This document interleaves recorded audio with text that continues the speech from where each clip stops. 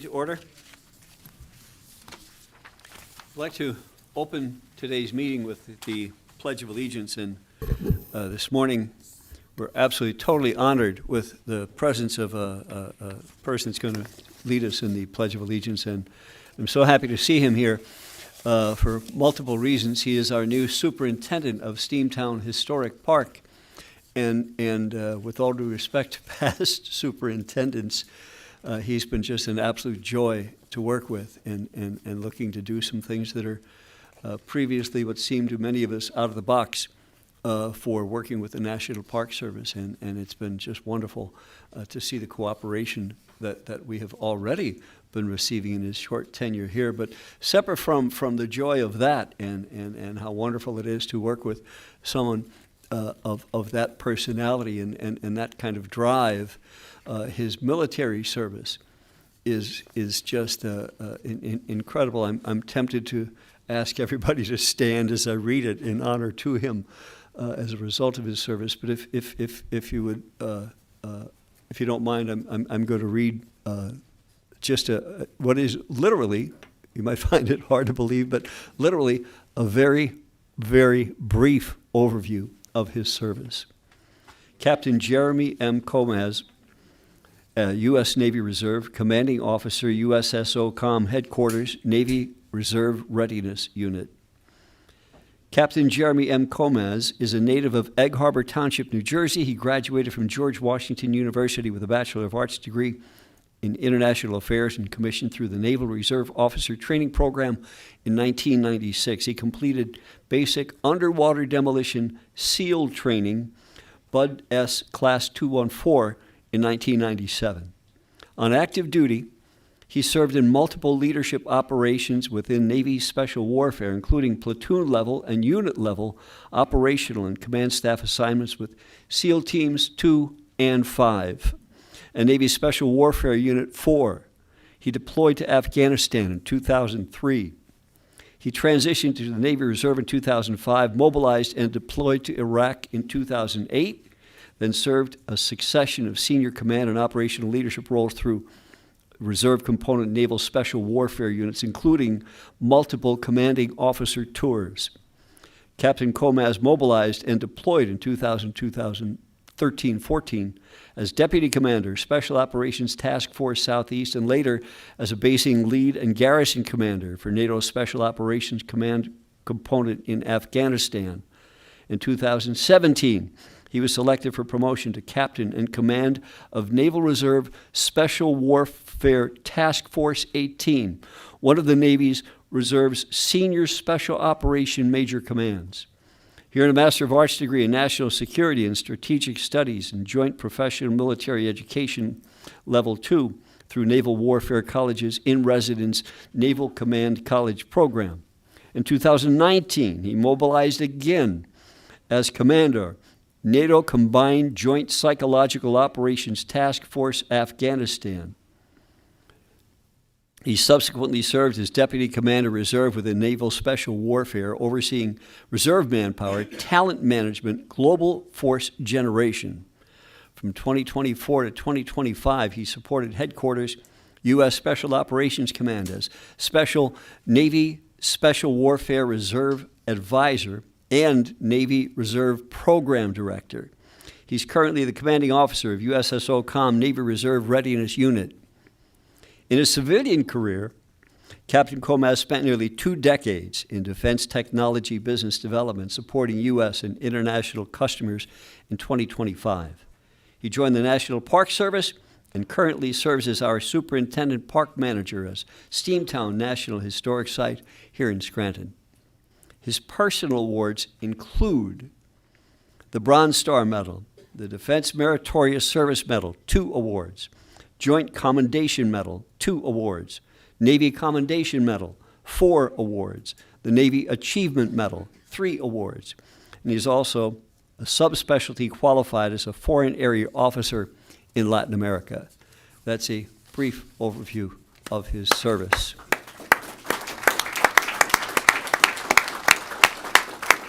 Captain, Superintendent, if you'd lead us in the Pledge of Allegiance, stand if able, please.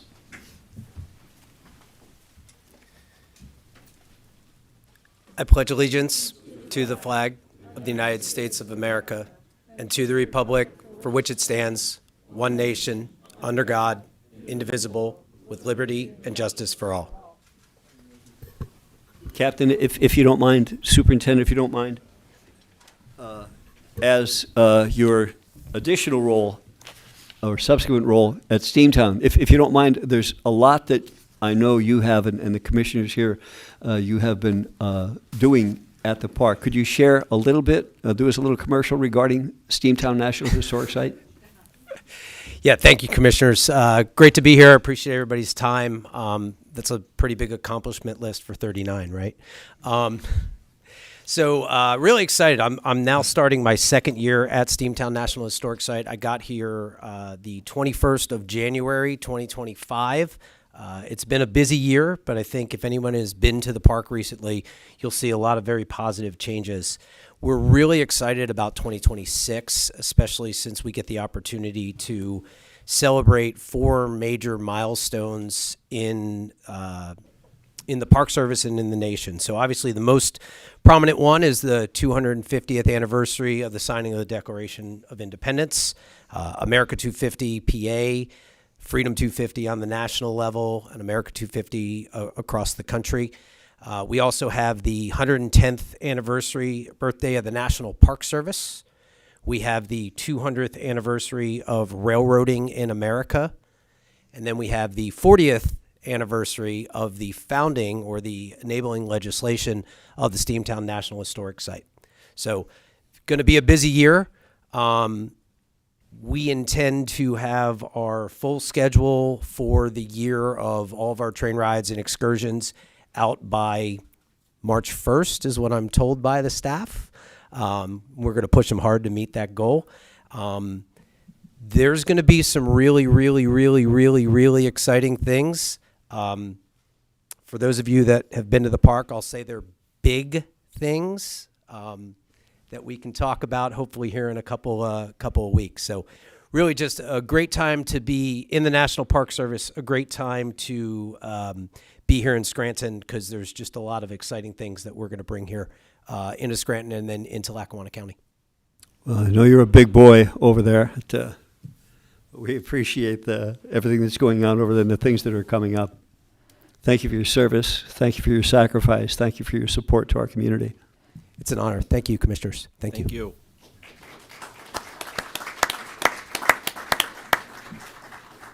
Now, who wants to follow that act? Have the reading and approval of minutes. I make a motion to approve the minutes. Second. On the question, all in favor? Aye. Aye. Motion approved. Opportunity for the public to address the board on agenda items only. Seeing none. Resolution 260036. It's approving the current payables. Be it resolved, the Board of Commissioners of Lackawanna County is hereby approve the following payables. Lackawanna County's General Fund numbers 396-293-396-3588 inclusive, totaling $3,069,361.26. The county's electronic fund transfers, including all payroll accounts, totaling $4,662,760.70. Adopted the regular meeting of the Board of Commissioners of Lackawanna County held on February 4th, 2026. Mr. Chairman. I have a motion to approve the currents as payables as submitted. Motion. Second. On the question, all in favor? Aye. Aye. Motion approved. Resolution 260025. This is the declaration of a disaster emergency, whereas on or about January 25th, 2026, a severe winter storm impacted northeastern Pennsylvania and causing dangerous winter weather conditions, including snow and ice accumulation and high winds, that has caused or threatened to cause injury, damage, and suffering to the persons and property of Lackawanna County. And whereas the snow accumulation endangered the health, safety, and welfare of a substantial number of persons residing in Lackawanna County and threatened to create problems on a greater scope in Lackawanna County may have been able to resolve, and whereas the governor of the Commonwealth declared a disaster emergency in the Commonwealth of Pennsylvania on January 23rd, 2026, and as a result of this winter event, And as whereas the Chief of Staff of Lackawanna County, the Chief Executive Officer of Lackawanna County did declare with the consent of the Board of Commissioners a declaration of a local disaster emergency pursuant to 7501B of the Pennsylvania Emergency Management Services Act. And now therefore, we, the undersigned Commissioners of Lackawanna County, pursuant to the provisions of 7501 of the Emergency Services Act and 1.3-302T of the Lackawanna County Home Rule Charter, do hereby ratify said declaration of emergency and do by declare the existence of an emergency existing on January 25th, 2026 in Lackawanna County. And further, we ratify the actions of the Lackawanna County Emergency Management Coordinator to coordinate the activities of the emergency response, to take all appropriate action needed to alleviate the effects of this disaster and to aid the restoration of essential public services, and to take on any emergency response actions deemed necessary to respond to this emergency. Still further, we ratify all actions by the authorized officials of Lackawanna County to act necessary to meet the exigencies of this emergency, namely the employment of temporary workers, rental of equipment, purchase of supplies and materials, and by entering into such contracts and agreements for the performance of public work as necessary and required to meet the emergency, all without regard to the time-consuming procedures and formalities normally prescribed by law. Mandatory constitutional requirements accepted pursuant to the provisions of the Pennsylvania Emergency Management Services Code 35 CSA 7501. This declaration shall take effect immediately upon passage pursuant to 1.3-310 of the Lackawanna County Home Rule Charter, adopted at a regular meeting of the Board of Commissioners of Lackawanna County held on February 4th, 2026. Mr. Chairman, the resolution speaks for itself. Motion to approve Resolution 26-0025. Motion. Second. On the question? On behalf of the commissioners, we do want to thank all of those that were involved. It was a difficult storm with the frigid temperatures we had being compounded with that, and we appreciate all of the work and dedication put in by the county employees, our contractors, as well as municipal employees and people that have worked so hard to clear our streets and sidewalks and make our communities safe. All those in favor? Aye. Aye. Aye. Motion approved. Resolution 26-0026. Entering into an airport partnership and operating agreement. Be it resolved, the Board of Commissioners of Lackawanna County is hereby enter into an airport partnership and operating agreement with Luzerne County, and that the counties agree to create, pursuant to Pennsylvania law, a general partnership with each county as an equal general partner in the partnership and no other partners. The name of the partnership shall be AVP Bi-County Partnership. Adopted at a regular meeting of the Board of Commissioners of Lackawanna County held on February 4th, 2026. Mr. Chairman, here to speak upon that is Attorney Don Frederickson. Good morning, Commissioners. I'm very pleased to be here today. This has been a two-year endeavor that we've been working through to get resolved with the Luzerne County, our sister county, and the FAA, which have all signed off on this agreement, and just waiting on your approval today.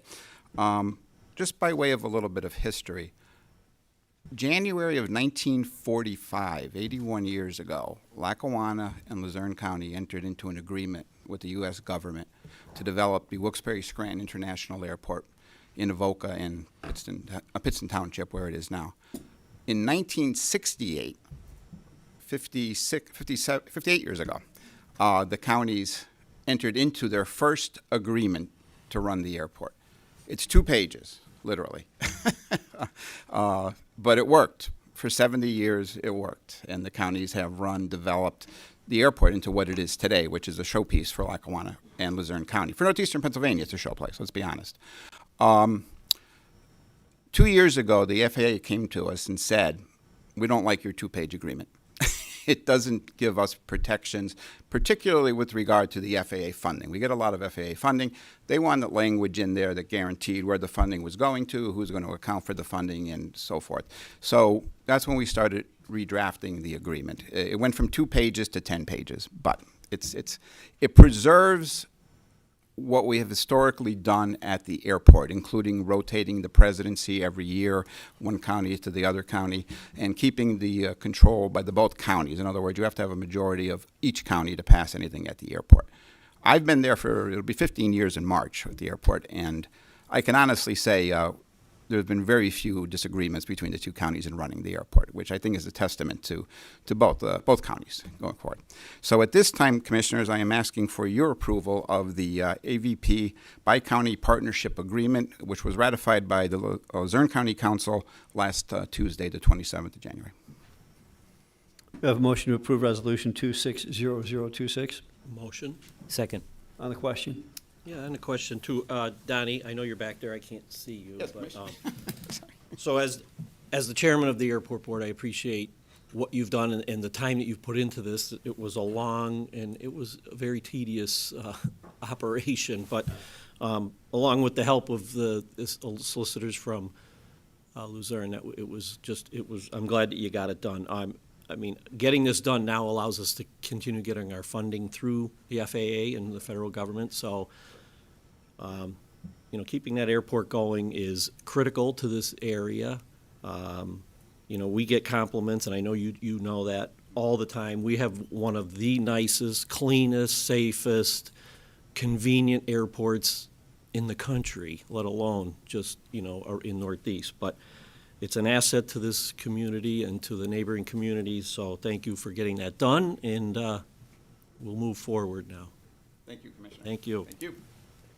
Yes, and Solicitor, thank you for your service all this time helping us out and also working out one or two of the hiccups that we've gone through regarding this agreement, in particular the issue regarding real property that we've gone back and forth about, and we have a good resolution to that. Thank you for your focusing on that and getting it to this level, and also to point out we're all aware of I hope how awesome it is to have this airport right here in our own backyard, and we've talked about it before, where when your plane lands up in Avoca at AVP, and you disembark from the plane, and within 10 minutes or so, you've got your luggage, you're on 81, and like from the time your plane touches down to within a half hour, you're sitting in your home, which is a lot nicer than driving down to Philadelphia or Newark or wherever else and dealing with that. So we're grateful to have this airport, and hopefully things will continue on a positive note. And also, we really haven't pointed out that it's rather unique, I think, to have a chair of the airport that's also a pilot. Yep. Which is good. All those in favor? Aye. Aye. Aye. Opposed? Motion passes. Thank you. Thank you, Commissioners. Resolution 260027. This is entering into a service agreement. Be it resolved, the Board of Commissioners of Lackawanna County is hereby entering into a one-year service agreement with Paper Handling Equipment Plus Incorporated for the pension office at a cost of $355. Adopted regular meeting of the Board of Commissioners of Lackawanna County held on February 4, 2026. Mr. Chairman, here to speak upon that is the county's pension administrator, Ms. Terry Seeley. Good morning, Commissioners. I'm asking for approval to engage in a yearly service agreement with Paper Handling Equipment Plus Thank you.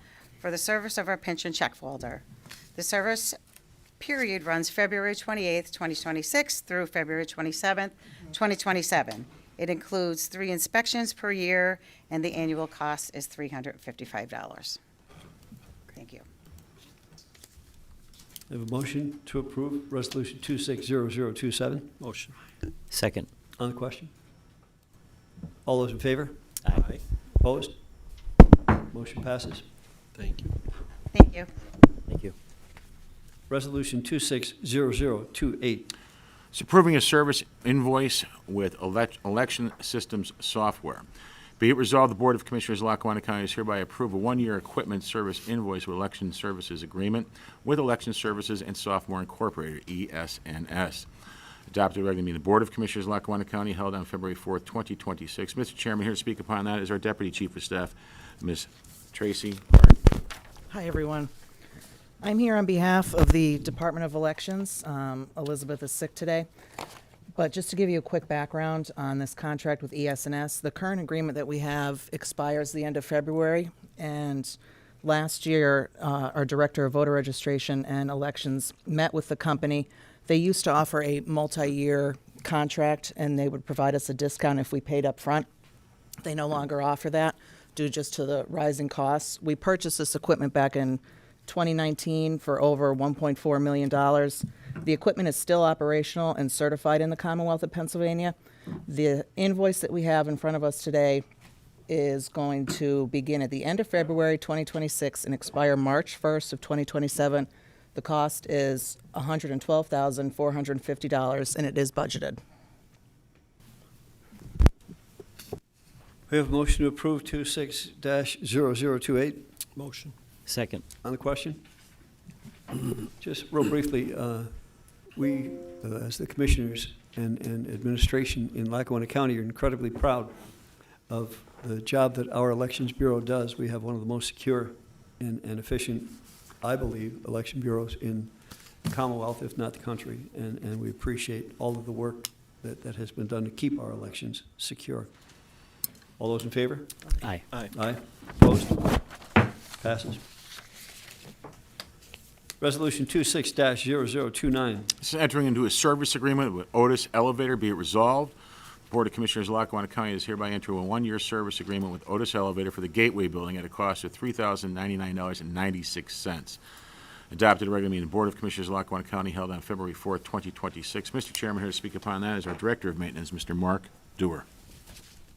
Good morning, Commissioners. morning. This is just a service agreement from 2/1/26 to 1/31/27. It's a service agreement for our Gateway Building at 135 Jefferson Avenue.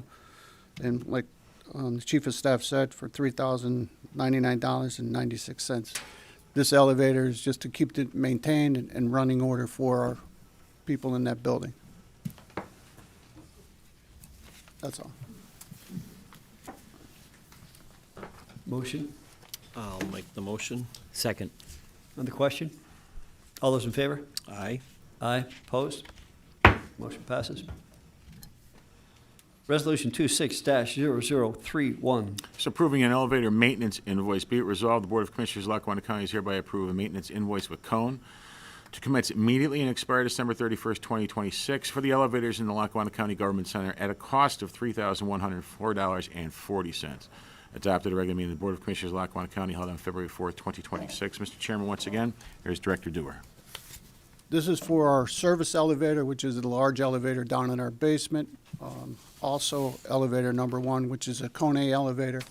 And it keeps the maintenance up on these elevators that we constantly use day in and day out. So I just hope the board approves everything for $3,104.40. That is all. Motion to approve Resolution 26-0030. Motion. Second. On the question? All those in favor? Aye. Aye. Opposed?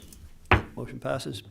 Resolution 26-0031. It's approving provider contracts for the Office of BHIDEI. Be it resolved, the Board of Commissioners of Lackawanna County is hereby approve the provider contracts between the Department of Human Services, Lackawanna, Susquehanna Behavioral Health, Intellectual Disabilities Early Intervention Program with quality progressions and PA inclusive for fiscal year 25 through 26. Adopted at a regular meeting of the Board of Commissioners of Lackawanna County held on February 4th, 2026.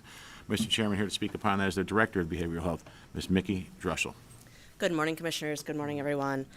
These two contracts will ensure the continuity of service delivery for individuals currently receiving services and expand choice to individuals receiving intellectual and developmental disability services within Lackawanna and Susquehanna counties.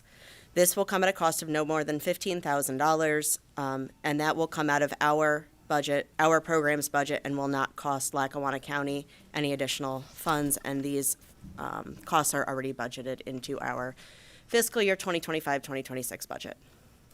You have a motion for Resolution 26-0032. Motion. Second. On the question?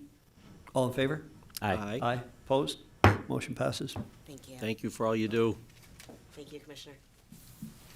Resolution 26-0033. Entering into a grant agreement with the Agency for Community Empowerment. Be it resolved, the Board of Commissioners of Lackawanna County has entered into a grant agreement with the Agency of Community Empowerment of NEPA for the administration of the Heating Crisis Program, component of the Emergency Housing Repair Program under the 2026 Lackawanna County Affordable Housing Act 137 program. Adopted regular meeting of the Board of Commissioners of Lackawanna County held on February 4th, 2026. Mr. Chairman, here to speak upon that is the Business Relations Coordinator for the Department of Economic Development, Mr. James Hazen. Thank you, Chief Jeffers. Good morning, Commissioners. This resolution renews the annual contract that we hold with the Agency for Community Empowerment. The legislation addresses the heating needs and repairs for lower income owner-occupied single-family houses. The total of the program is $60,000. It is no cost to the general fund, and it is sourced through Act 137 from funds transferred from affordable housing. The implementation will be immediate, and it will end when all the money has been expended. And to be clear, it's Resolution 26-0032. I have a motion to approve. Motion. Second. On the question? All in favor? Aye. Aye. Opposed? Motion passes. Resolution 26-0033. It's entering into a grant agreement with NeighborWorks. Be it resolved that the Board of Commissioners of Lackawanna County does hereby enter into a grant agreement with NeighborWorks Northeastern Pennsylvania, a nonprofit community development organization for the administration of the First-Time Home Buyers Program to assist individuals and families in Lackawanna County for preserving and achieving home ownership by providing down payment subsidies and closing cost subsidies. Adopted regularly in the Board of Commissioners of Lackawanna County held on February 4th, 2026. Once again, Mr. Chairman, here is Coordinator Hazen. This resolution is to renew the annual contract that we hold with NeighborWorks to administer our first-time home buyers program. This program provides funds towards down payment and closing costs to lower-income first-time home buyers throughout Lackawanna County who might otherwise be unable to afford to come up with those funds. The total amount of $129,375 does not touch the general fund, comes from Act 137 with funds transferred from affordable housing. A couple keynotes about the program.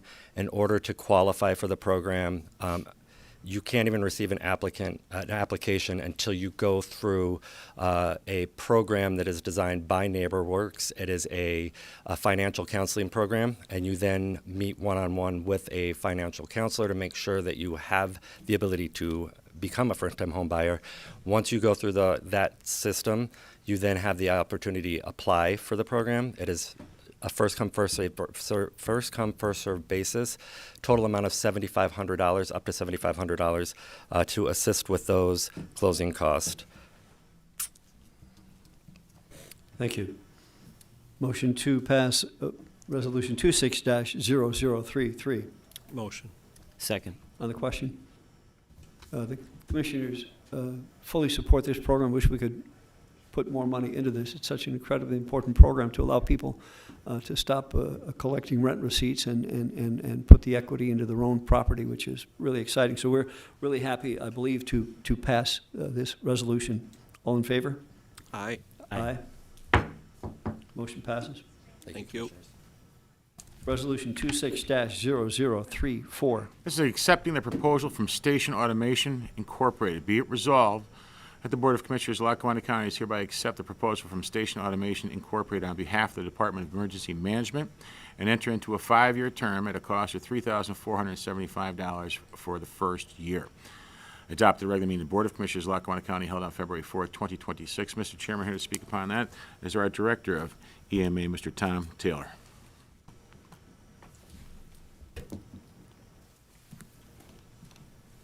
Morning. Morning. This legislation will allow the emergency management personnel to implement this system for centralized to track our assets, vehicles, vehicle maintenance, equipment maintenance, and critical supplies, including our hazmat inventory. The goal is to improve our accountability and reduce downtime, and to use the funds out of the that we recoup from our hazmat responses more effectively. Thank you. We have a motion to approve Resolution 26-0034. Motion. Second. On the question? All those in favor? Aye. Aye. Opposed? Motion passes. Thank you. Thank you. Resolution 26-0039. This is accepting the financial proposal from M&T Bank. It's a resolution of the County of Lackawanna, Pennsylvania, authorizing the incurring of lease obligations in an amount not to exceed $150,000 to finance certain equipment for use in the Lackawanna County Prison. Whereas the county is a third-class county organized pursuant to the County Code of the Commonwealth of Pennsylvania, and whereas the county has determined that it is in the best interest of the county to finance certain equipment, as more particularly described as Exhibit A, annexed here too, and made part of. And whereas the county desires, by this resolution, to authorize the execution and delivery on behalf of the county a lease purchase agreement, and to authorize the taking of necessary or appropriate actions to perform the lease purchase agreement. Now therefore be it resolved by the Board of Commissioners of the county as follows. Section 1, the county hereby approves the purchase and lease of equipment to be used for at the Lackawanna County Prison. The cost of the equipment is approximately $150,000, which the county will lease through a tax-exempt municipal lease through M&T Bank and/or is wholly owned subsidiary 233 Genesee Street Corporation. At the conclusion of the lease, the county will own the equipment for $1. Part 2, the lease purchase agreement will be in the form and substance satisfactory to the county with the advice of counsel and shall provide the county's repayment obligations thereunder. The proper officers of the county are hereby authorized and directed to execute, attest, seal, and deliver the lease purchase agreement in the form provided in this section. Such execution, attestation, and delivery of the lease purchase agreement shall constitute conclusive evidence of such approval. Part 3, the proper officers of the county are hereby severally authorized and empowered on behalf of the county to execute any and all papers and documents and to do any or cause to be done of any and all acts of these things necessary, appropriate for the implementation of this resolution, and to effectuate the authorization, execution, delivery, and the performance of the lease purchase agreement. Part 4, all ordinances and resolutions to the extent inconsistent herewith shall be, and the same hereby are rescinded, canceled, and annulled. Adopted at a regular meeting of the Board of Commissioners, Lackawanna County, held on February 4th, 2026. Mr. Chairman, here to speak upon that is our Chief Financial Officer, Mr. David Bolzoni. Commissioners, excuse me, as you are aware, since 2023, the county has embarked on a multifaceted program of replacing outdated equipment, improving facilities, and also public works assets. This legislation is part of that program and will replace outdated equipment, in this case at the prison, in what at times appears to be an endless line. Approval will enable the prison to replace an outdated dishwashing machine that has proven very costly in continuous repairs, and also when the dishwashing machine is down, resulting in excess trash removal fees. The county received a proposal from M&T Equipment Leasing, which has much experience in tax-exempt government lease transactions. The equipment lease will be for 5 years at a rate of 5.032%. The equipment is eligible for CoStar's purchase and has been recommended by the prison staff. The lease amount is approximately $123,000. Repayment will come from the prison capital account. While the county could pay for the equipment, preserving the capital fund balance does have some value. Interest earnings on the balance approximate $24,500 annually. Annual lease costs are approximately $28,056. Interest earned on the prison capital account is at present 3.5%, and as I had stated, the lease cost is 5.03%. So what you have is a net interest cost of 1.532%, which is certainly attractive. The calculation obviously changes if the fund balance is depleted, but that's not planned for the foreseeable future. The equipment is absolutely needed, and I would certainly recommend approval by the board. We have a motion to approve Resolution 26-0039. Motion. Second. On the question? Yes, Mr. Bolzoni, thank you for your support and involvement in all of our financial decisions being made here. It's greatly appreciated. Your experience is greatly appreciated. Thank you. You're welcome. All those in favor? Aye. Aye. Opposed? Motion passes. Resolution 26-0040. Entering into an IT managed services agreement. Be it resolved, the Board of Commissioners, Lackawanna County is hereby approve and enter into an IT managed services agreement by and between the Center for the Health and Human Services Research and Action, 315 North Franklin Avenue, Scranton, and the Lackawanna County Department of Information Technology. Adopted regular meeting of the Board of Commissioners, Lackawanna County, held on February 4th, 2026. Mr. Chairman, here to speak upon that is our Chief Information Officer, Mr. Michael Brown. Good morning, Commissioners and everyone. Morning. This agreement that we'd like to enter in, which upon your approval will start March 1st, will allow us to work with the Chermak nonprofit group. We're providing them services that were once initially provided through the Office of Youth and Family Services.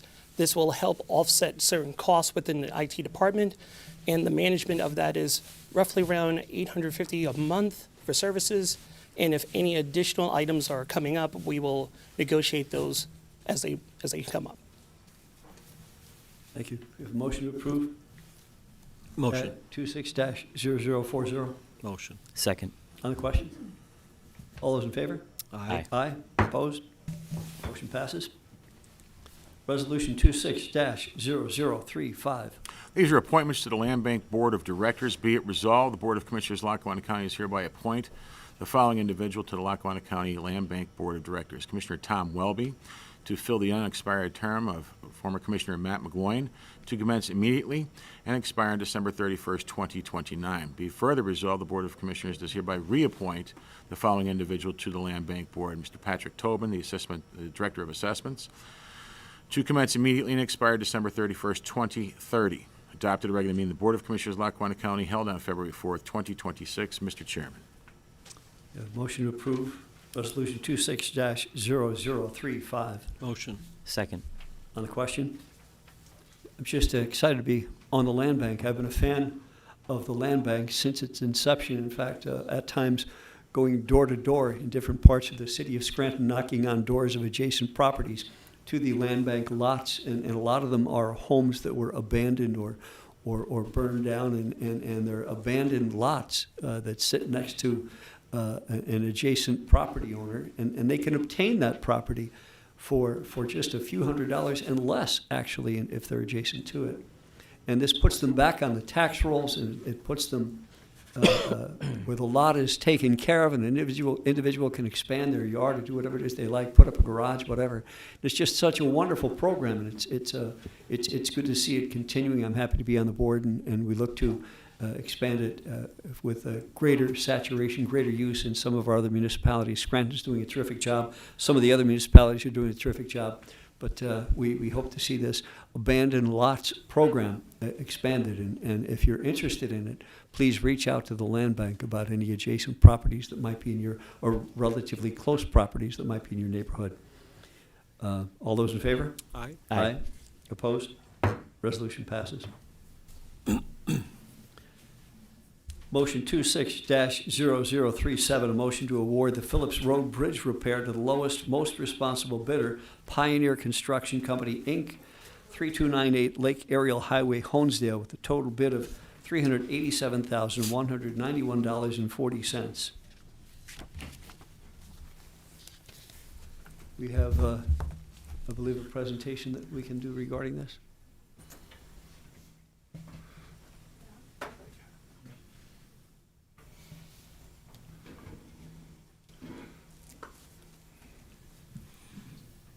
Good morning, Commissioners. Good morning, everyone. Phillips Road Bridge is a bridge in Clifton Township. Currently needs some much-needed work to the deck to prolong the life of the bridge. We bid out a project that's going to consist of milling off the existing asphalt, doing some repairs to the concrete deck, then resurfacing it with a PCP, which is an epoxy coating. We're also going to do some superstructure repairs to there's some cracks and some chips taken out of the bridge. And it needs to be done so we can hopefully keep the bridge for another 10 to 15 years. We advertised the bridge. We had two bidders. The lowest bid was from Pioneer Construction at $387,171.40. We're looking to get it approved so we can get it on their list, hopefully get it started this spring. We have a motion to approve motion 260037. Motion. Second. On the question? All in favor? Aye. Aye. Opposed? Motion passes. Resolution motion 26-0038.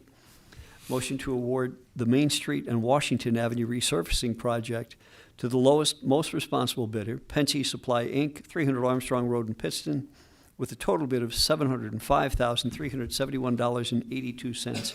Here to speak is our county engineer. Oh, excuse me, is Mr. Suma. Go ahead, if you would, please. This project is going to run from Gilmartin Street Bridge in Archibald to the German line in German. It's going to consist of a total width mill and scratch and leveling surface, manhole adjustments, and an 1.5-inch overlay and line striping when it's complete. We again advertised this. We had 6 bidders on it. Pensy Supply came in as lowest bidder at $705,371.82. We reviewed all their paperwork, and it's all in order, so we're asking again at this time to have this contract awarded to Pensy. We have a motion to approve 26-0038. Motion. All those, excuse me, question. All those in favor? Aye. Aye. Opposed? Motion passes. Thank you, everyone. Thank you. Thank you.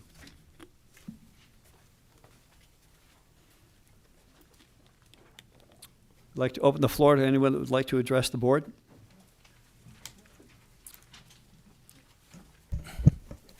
And I'm sorry, if you would identify yourself, please. Good morning, Commissioners. My name is Angela Ramon. I'm a resident of Scranton. And I'm here today to talk a bit about some concerns that I have and many other residents of Lackawanna County have with regards to immigration enforcement action happening in our county. I'm sure that we're all familiar with the national news stories that have been run regarding the actions of ICE, Customs and Border Patrol, Homeland Security investigations, and so on, regarding their violations of First Amendment protected activities such as recording, law enforcement action, their public execution of two members of the Minneapolis community. And there are many people around here that are concerned about the safety of their neighbors, both those that may be subjected to immigration roundups and those that wish to exercise their rights to document and record potential abuses by federal agents in our neighborhoods. And I know that in most cases, when it comes to the actions of the federal government, local officials tend to take a back seat because we don't have direct control over the decisions that the Trump administration makes and their own policies.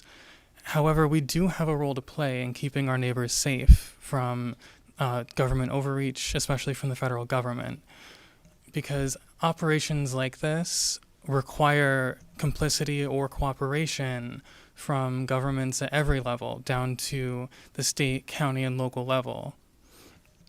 So the roles that the county has to play when it comes to immigration enforcement are things like deciding whether or not we will decide to sell or lease property or land to ICE or Customs and Border Patrol for the purposes of immigration detention. We have decisions to make about whether or not we will hand over county records about residents without a judicial warrant. We can also decide that maybe given the overwhelming amount of civil rights abuses committed by Customs and Border Patrol officers, as well as ICE agents or Homeland Security investigations, that maybe we decide not to hire anyone that has been formally or currently employed by those agencies within our county. We also do have the discretion to decide that contractors who work with the county should not have the authority or ability to hand over records about county residents for the purposes of immigration enforcement. And we can also see in Minnesota, one of the things that the federal government has been trying to do is use the violence that they've been enacting on the streets as a way of extorting voter roll information from the state, demanding unredacted voter rolls for the entire state of Minnesota in exchange for maybe killing less of their residents. And we know that those types of actions are not currently limited to just Minnesota. We know that they're not going to stay contained in that area. And these are decisions that we're going to have to face in order to keep our neighbors, to keep our communities safe. So we can choose to be complicit or even enable these abuses happening in our own county to our own neighbors. Or we could choose to take a stand and say, no, we're not going to direct county resources to murder, brutalize, and destroy our communities. We are instead going to focus on the important work of keeping the county running, keeping residents safe, making sure that our funding and programs are appropriately allocated, and we're not going to have this blood on our hands within our county. So that's the request I've come to make today. And I do have about 40 seconds left, so I would also like to add that there has been a large narrative surrounding a lot of the violence done by Customs and Border Patrol and ICE, that it's a matter of just training, that, oh, they've hired a lot of people recently, so they've gone through their training in a matter of a couple weeks and maybe they're not experienced. But as we've seen from reporting with ProPublica with regards to the murder of Alex Preddy, the ICE and Customs Border Patrol agents that murdered him had been on payroll for, I believe, 10 and 8 years, respectively. This isn't a matter of an experience, it's a matter of their desire to hunt down people in our community. Thank you very much. Thank you.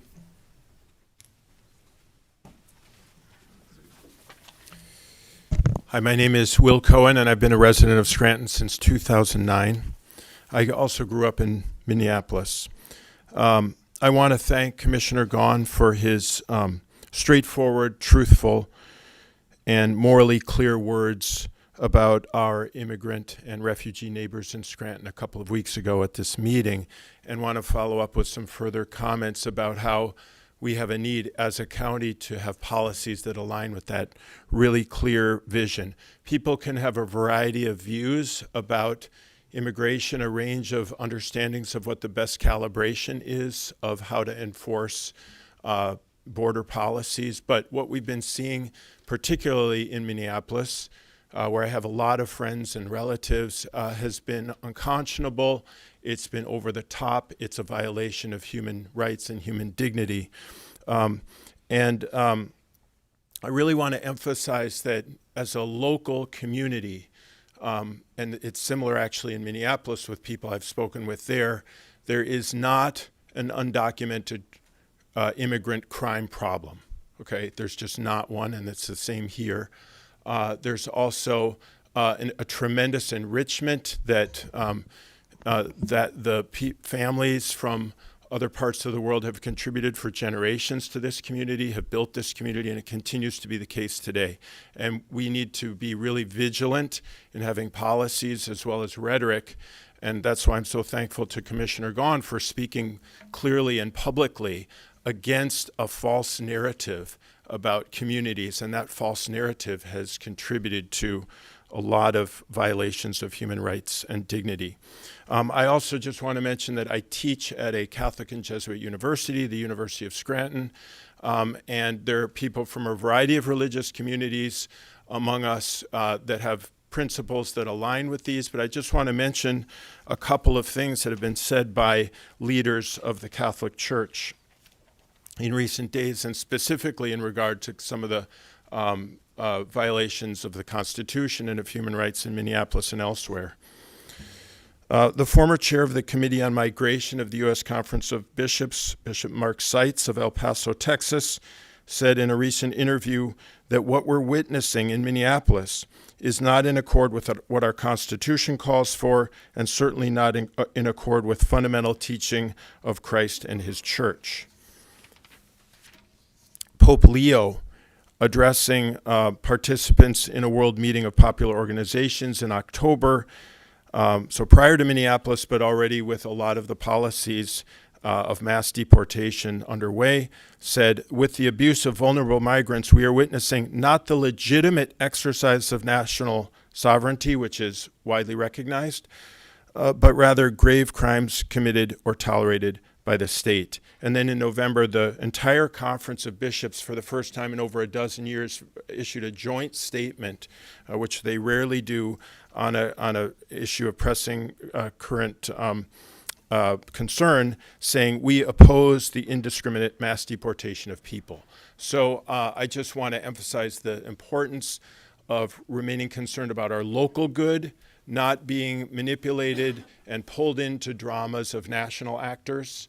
And just as one side note to that, I would also say, and there are people across the political spectrum who also I think can come together on this, that some of the data center influx is also something where we're seeing national actors, without sufficient concern for our local communities, coming in, and we need to really be banded together as a local community to protect one another, to care for one another, for our water, our ground, et cetera. And I think on a variety of fronts we can do that. We have done it.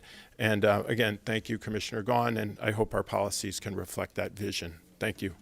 Thank you.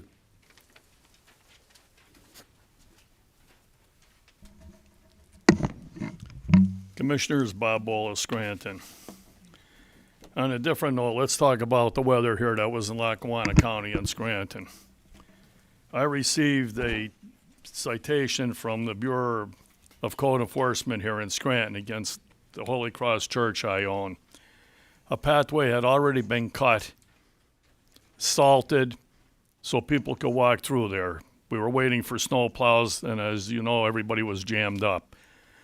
So Cognetti's enforcement group sent me a citation, which is an absolute joke.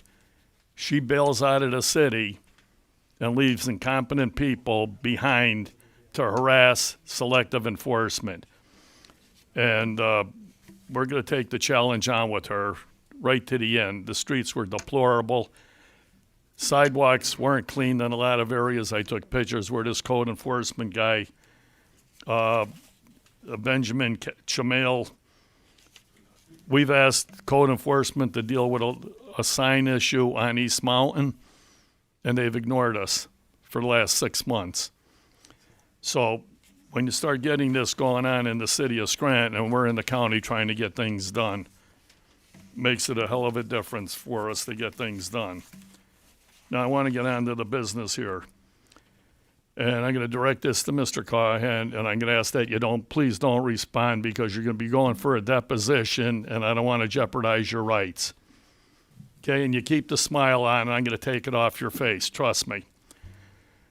Do you pay any real attention to the money the county spends, or just pretend to do so by conspiring with Tyler Technologies to arbitrarily raise property taxes, in a lot of cases well over 33%? I'm asking because I'm in litigation with the Tax Claim Bureau over them fraudulently trying to sell my properties that you were involved in and influenced on. There's 5 bidders who retained attorneys. Those attorneys are sliding through by just piggybacking on Joe Joyce, the attorney, and his law firm work and all of his filings. They filed no substantive briefs or specific denials. They just state that they agree with the Tax Claim Bureau. The county is virtually paying legal fees for auction bidders since their lawyers aren't doing any of their own work. I'm sure they're still billing their clients for work they aren't really doing, but that's their client's problem. For your part, the county is also paying fees that shouldn't have to be paid over fraudulent sales that should never have been taken care of in the first place. This fraud took place with the Tax Claim Bureau.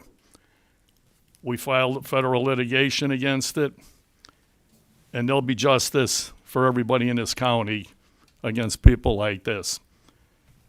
You know, I'm born and raised here. I've owned companies here, and I've traveled all over the world. And I want to say something to Don about the airport. I'm a pilot, and I've been flying in and out of that airport since the 70s.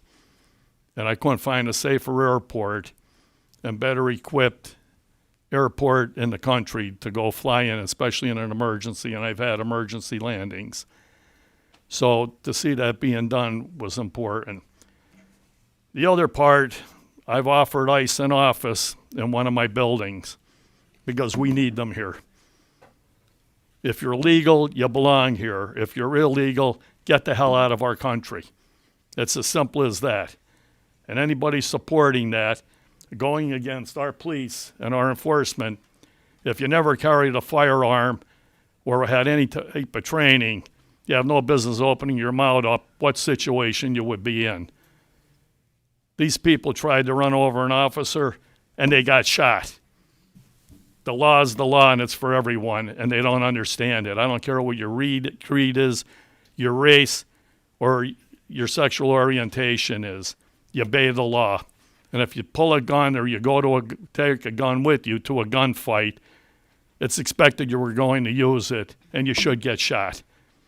You antagonized, and you asked for it. The woman in the car tried to run over an ICE agent, and she got shot.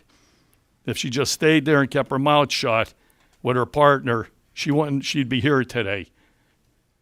And if the other guy didn't go around kicking out headlights and harassing and spitting on people, if he did it to any one of us here, we'd kick his butt. So that's where I'm at with this. I just like to see it cleared up, Bill. I'll see you in court, and I don't want you to make a comment. I don't want you to jeopardize your rights.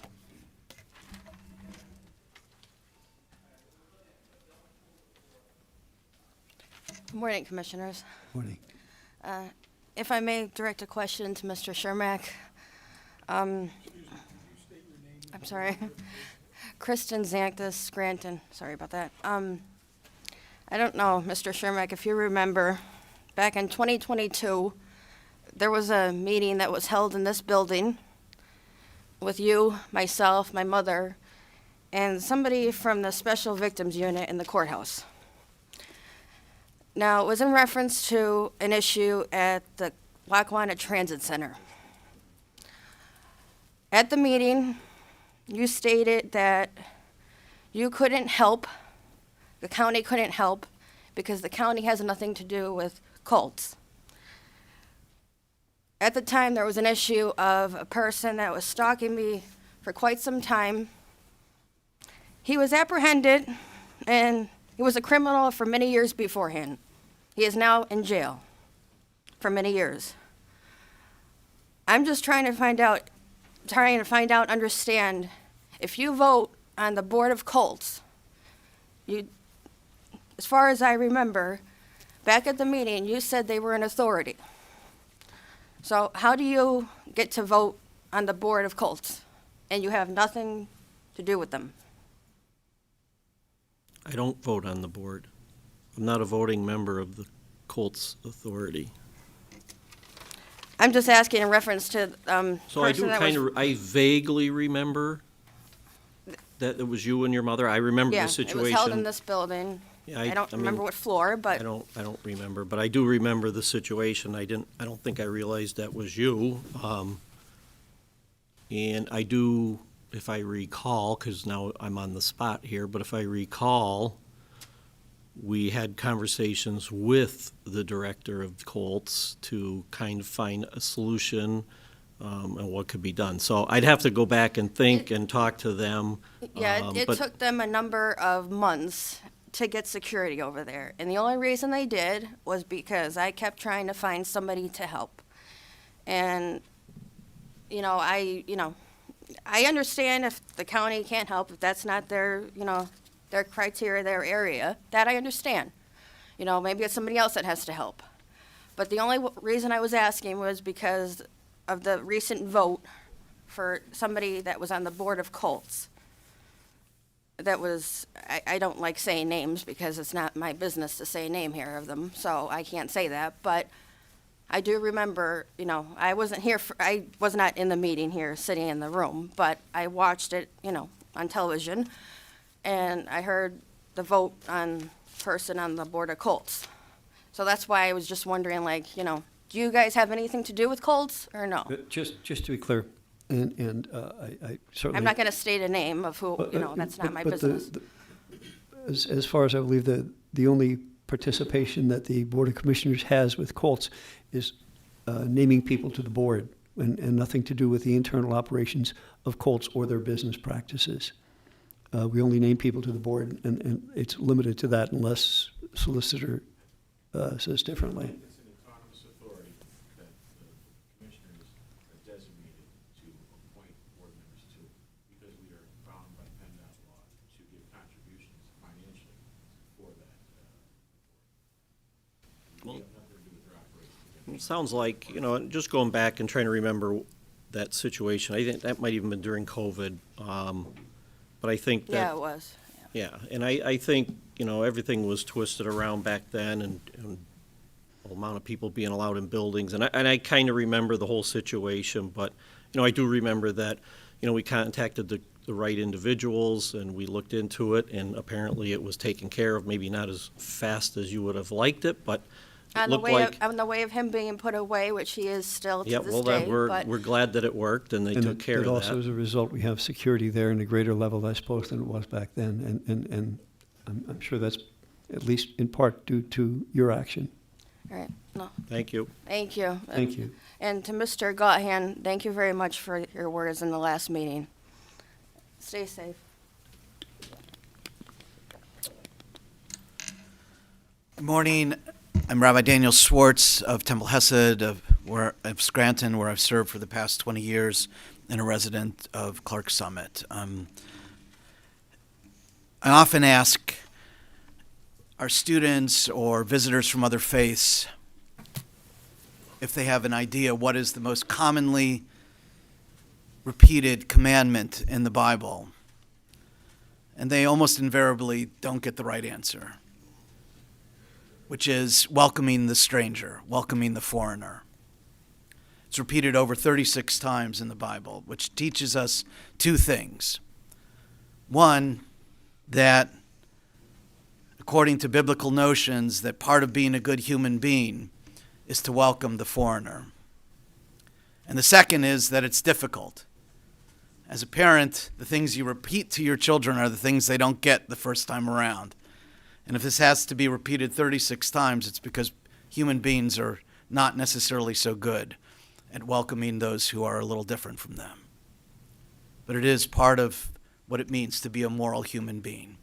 And so I was very pleased to hear the words of Commissioner Gaughan, and that this county commission is considering how we can remain welcoming to immigrants and keep all of our residents safe from out-of-control actions.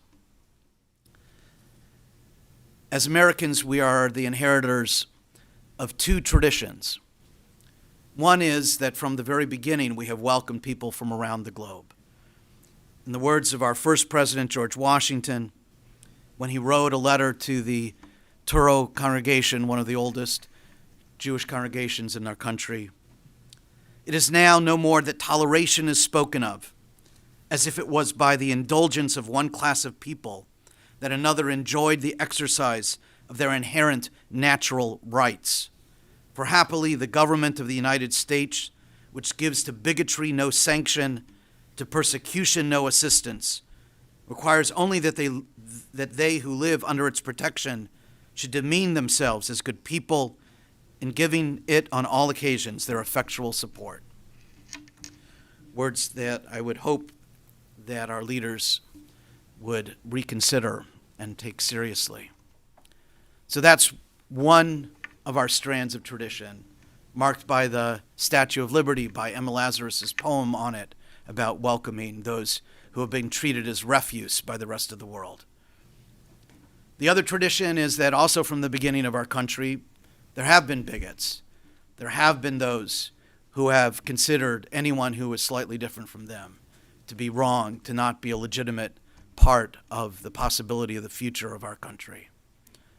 Every immigrant wave that came here ended up having members who denigrated the next wave that came, just as the previous wave of immigrants had denigrated them. If you look back in the archives of our local paper, as the Irish come, as the Italians come, as the Poles come, the wave that came before them said, "These guys are different from us.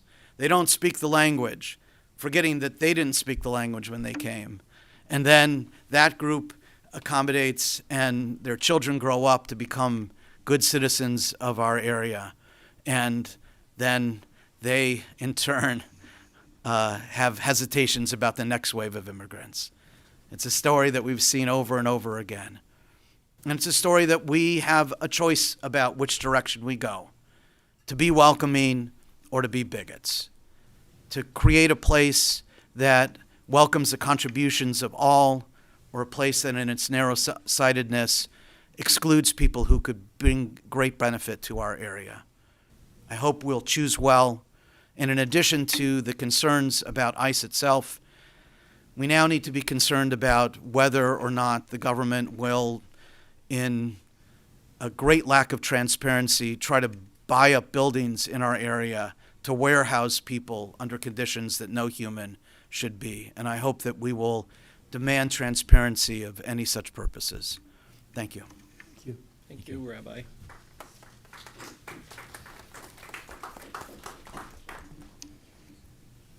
Good morning, Commissioners. I'm glad to be with you. And my name is Christopher DeForest. I'm the Reverend Christopher DeForest. I serve as the Bishop of the Northeastern Pennsylvania Synod of the Evangelical Lutheran Church in America.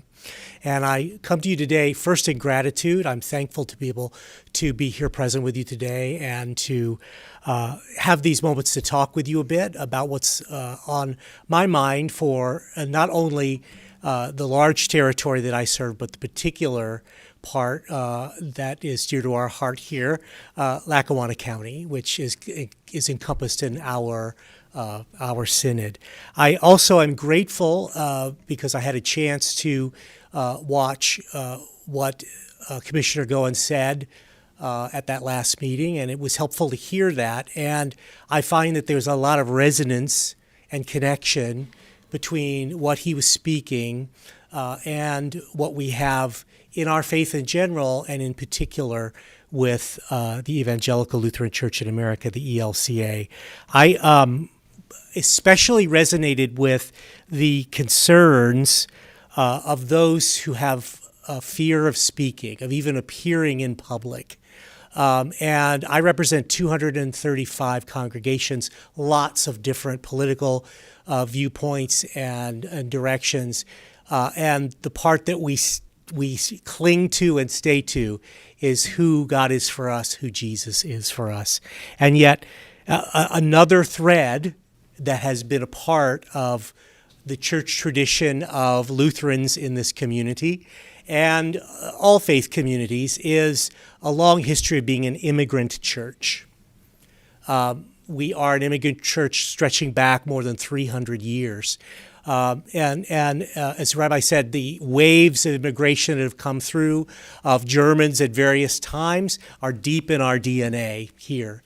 It's also true that coming out of both world wars, that sympathetic and caring concern for the neighbor had Lutherans among those denominations that led the way in inviting more immigrants in and in helping to bring them in as refugees as well after the devastating world wars that occurred, especially with our German roots and the devastation that happened in the Second World War. But that is older history within the lifetimes of some of us here. But we have newer history as well. We are just supporting the starting of a new Indonesian Lutheran church right here in Scranton. And they're just getting off the ground. We are supporting and caring for them. And among them, as among many others, there is worry and concern about what will happen with them, what might be a threat to them and to their livelihood, many of whom have been in this community for decades. But they're concerned. And so I share those concerns. I'm glad to hear them voiced. I think for us, the centerpiece, again, is we say very simply, how can we love like Jesus, heal like Jesus, and engage like Jesus? And whether one sees Jesus as a great moral teacher and a figure in history, or the only begotten Son of God, within all of that, you can hear his words saying, when asked, what are the greatest commandments? He says, love God with your heart, mind, soul, and strength, and love your neighbor as yourself. He says that when all is said and done, at the final analysis, we will be asked the question, when did we welcome the stranger, heal the sick, visit the prisoner? And I'm inviting us to not just think about that as some future reality, but the present reality we live today in loving our neighbor and supporting our neighbor. And so I endorse anything that you are planning on doing that focuses on love of neighbor, healing, and engaging with all the community as we wrestle with these difficult times and frightening but important issues. Thank you. Thank you.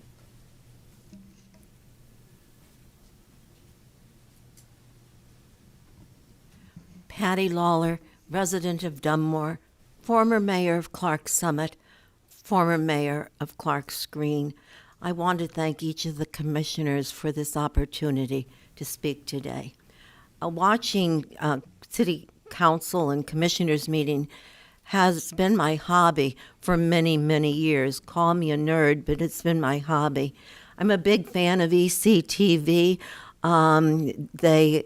Their talent, the time they spend, I think they're terrific. I want to recognize Brian Jeffers and Traci Harte. Brian has sat there through many administrations as chief of staff, and he's terrific. And Traci Harte, his deputy. Traci, I just want to go into something. At Christmas time, I was worried that there wasn't going to be Christmas decorations in the windows of the old Globe store, which used to be this building that's now the county building. And I was worried because of the budget crunch, there'd be no money for Christmas decorations, and boo hiss, boo hiss. But out of nowhere, we hear Traci Harte and her comrades were in charge of the Christmas decorations, and I was a happy camper. So thank you, Traci, for taking the initiative. I want to talk about the budget crunch a little bit. It was all mixed up last year in so many ways, and there was rumor and innuendo that went out, and people believed that the reason we had a big tax hike was all due to Bill Gaughan, the new commissioner, and the tax assessment. It was Bill Gaughan that made the tax assessment for this particular year. And I want to correct, if you have any respect for me at all, I want to correct you on this with fact.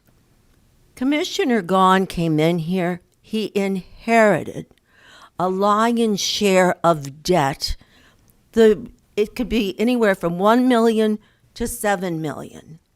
He had to raise the tax so the county could keep thriving. He inherited from the previous administration. They might have meant well, but did they? The tax assessment, that was signed, sealed, and delivered before the past administration left office. The vote was taken. 2 Democrats voted yes. Commissioner Chermak voted no. From the moment the vote was taken, the tax assessment was signed, sealed, and delivered with Tyler. Bill Gaughan inherited. He was the one that was going to have to face the challenge of tax assessment. The other interesting thing was he inherited from the past administration, and I think this might have been going on for a very, very long time, a department that is very important to the residents. Children and Youth Department was hanging on by a thread. They were out of compliance. Their license was going to be taken, and they kept on churning along. Bill Gaughan had to straighten it out. Whatever you think of Bill Gaughan, I appreciate that he would bring all these issues to the people. He wouldn't just bring them, he would try to resolve them step by step by step. Being a chairman of a commissioner is very, very difficult work. And what he did with research, knowing who to go to get grants, get advice, bring in new people. The same thing with the tax assessment. He inherited it. And also the tax increase. He worked very, very hard to make sure you had no tax this coming year, no raise in tax. I want to also point out that for those that believe this, that Bill Gaughan had this idea. Oh, well, I'll come back some other time. I think we should let her go on. I think we should let her keep going. If it Thanks, could, Patty. if I could, but if I can't, it's rules are rules. Yeah, thank you. Thank you so much.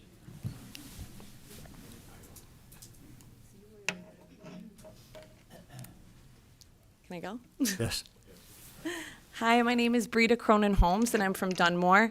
I actually didn't think I'd be able to come today, so I'm just sort of speaking off the cuff. I do want to thank Commissioner Gaughan for his comments on ICE and sort of what we should accept in this county, and let people know where we come from, that this is a region that was built on the backs of immigrants. So thank you for remembering where this county came from, but also where you came from. I've heard a couple of times the words about welcoming the neighbor, but I don't think that we're really looking, or welcoming strangers. It's not that we're looking at strangers or foreigners or even neighbors. We just have to look in the mirror, because we all came from somewhere, particularly in Lackawanna County. This region where we're standing right now, all of it was built by immigrants, and that is not that far removed from where we are now. Many of our grandparents, great-grandparents, parents came from a foreign country, particularly Irish people. So I really want to spend, not particularly, I mean, there's definitely Polish, Italian, we all sort of experience the same things. But next month, we are going to see many politicians.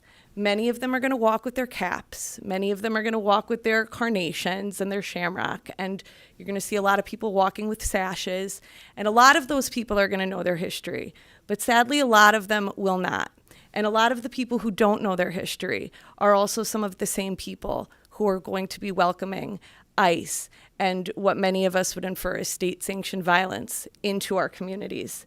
And why is that important? Because in the middle, and I'm no history teacher, I'm no historian, I just like to read. After the famine, which wasn't a famine, it was a genocide, because, Irish people didn't just live on potatoes. The crop failed, and the English, who were the federal government, took the meat and the grains and sent them out of Ireland under armed guard while the Irish people starved. So the Irish that came here during that time were the poorest and most destitute immigrants that this country ever saw. But they still were not as poor and destitute as the ones who could not come over here, because those people, our ancestors, were on the sides of the roads with grass stains around their mouths because they were eating the ground. And then the ones that did come over, and this is what kills me when people say the right way, came over on coffin ships because they went on alive, and some of them were corpses when they came out. So the legal way, the right way, was to not die when you got here. Those are your great-grandparents, your grandparents, your great-great-grandparents, your neighbors, your friends. You look in the mirror. That is who is looking back at you. So when we are saying that we're going to let people come in here and do to the very people who are just like our blood and DNA, it is the most egregious affront to your heritage. And then to walk in a parade on the roads that were built by those very people is something that we really all need to think about. So I just want to thank you for remembering where you came from. I have very short time, but I do want to say that I know my parents came over on a plane, right? So I'm very lucky that I get to go back and forth. But this last time I went to Ireland, I met my husband's family right outside of Ballina. And my husband's grandfather came here from outside of Ballina to Scotland to Lackawanna County at 9 years old and worked in the mines. His grandfather. It's not that far removed. And his grandfather ended up working at Scranton Dodge. And when he died of black lung from working in the mines as a little boy. So these are things that you need to consider. I've been here first generation. My daughter met a little girl at camp a few summers ago, and I looked at her and I thought she reminded me of me. She wasn't really from here, and she was looking for friends. And ICE deported that little girl right before Halloween when she had a costume ready to go from Dunmore, and took her father off his bicycle when he was going to wash dishes. Just let's be better and remember that they are just like us. They are us, right? So, thank you.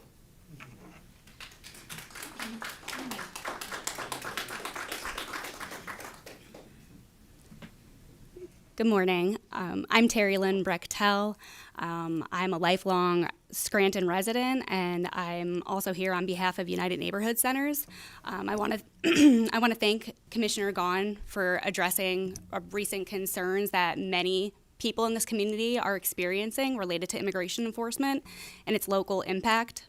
And we really want to support the development of policies that promote public safety, protects constitutional rights, and strengthen trust between immigrant and refugee communities, local government, and law enforcement. When individuals and families feel safe reporting crimes, accessing services, and engaging in their community, neighborhoods are safer and relationships with local institutions are stronger. We also want to encourage the county to provide clear guidance and training for staff on privacy protections and the legal boundaries related to federal immigration enforcement, both to reduce liability and to protect residents' rights. Immigrant and refugee neighbors are vital contributors to our local economy, culture, and overall community well-being. Introducing these types of policies reflect our shared commitment to dignity, fairness, and respect across our community. We really appreciate the leadership shown in recent comments in bringing this issue forward, and urge continued support for policies that promote safety, inclusion, and community trust. Thank you.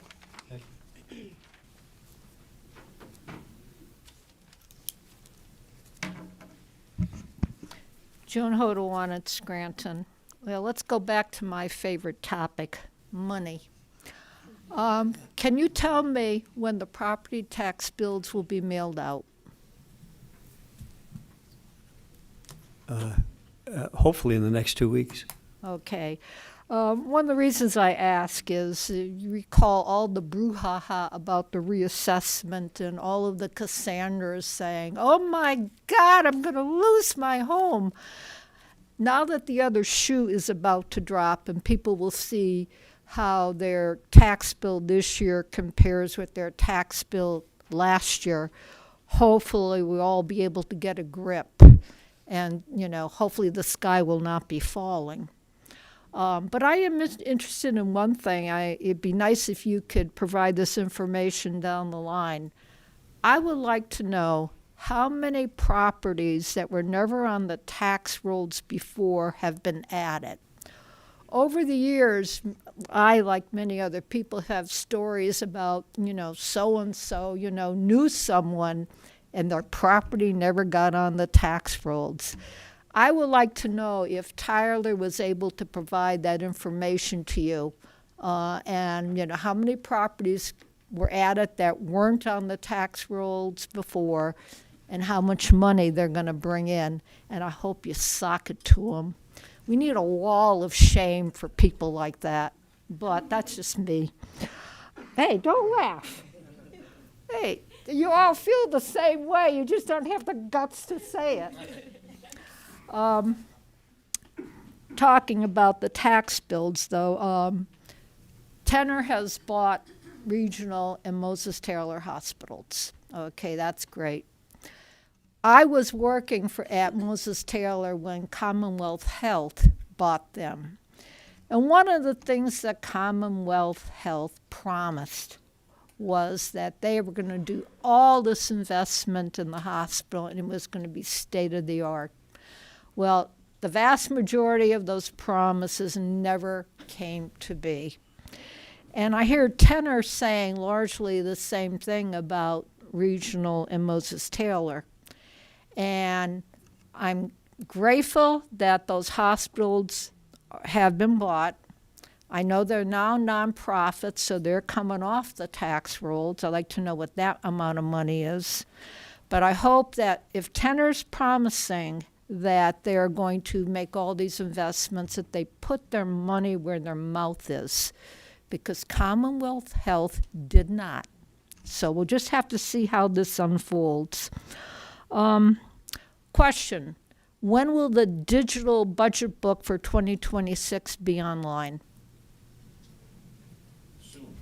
Soon? It's actually complete. It's just gone through the mire of Okay, I'm looking forward to looking at that and doing a deep dive. Okay, that's good. It's coming. I have another question. Back in the bad old days before COVID, all of the boards and authorities, and you too, all the meetings were in person, you know. I mean, Zoom existed, but it wasn't really used with local governments. Then COVID hit, and out of necessity, a lot of meetings went to Zoom. You couldn't have in-person meetings. Well, COVID is done and gone. But it looks like some of the boards and authorities prefer to use Zoom almost as a matter of convenience. You know, you don't have to leave your house, you don't have to leave your office, you don't have to find parking in downtown Scranton, all those reasons. If I understand it correctly, the current Sunshine Act was written before COVID, before Zoom became, you know, a national pastime. Can somebody tell me whether or not, you know, Zoom meetings that aren't, you know, attributed to a disease or a snowstorm, are those legal? I mean, can you turn away people from coming in person to a meeting? You know, it's Zoom or nothing? Because I don't have that legal background. Because I do not want to be standing outside of the Globe store for another meeting and the doors are locked and your webpage says the meeting is here. Thank you. Thank you. Good morning, everyone. My name is Jenny, and I'm here as a longtime resident of the city of Scranton and Lackawanna County. First and foremost, I do want to thank the commissioners for your dedicated service to the residents of Lackawanna County. I would also like to specifically thank Commissioner Gaughan for your leadership and for speaking out on ICE brutality. Brutality that is being carried out against immigrant communities and even U.S. citizens across the nation, and including right here in northeastern Pennsylvania. Although many local immigrant stories have not made the media, the reality is that dozens of families locally, hardworking, contributing members of our county, have been terrorized, harassed, detained by ICE, and violently separated from their loved ones.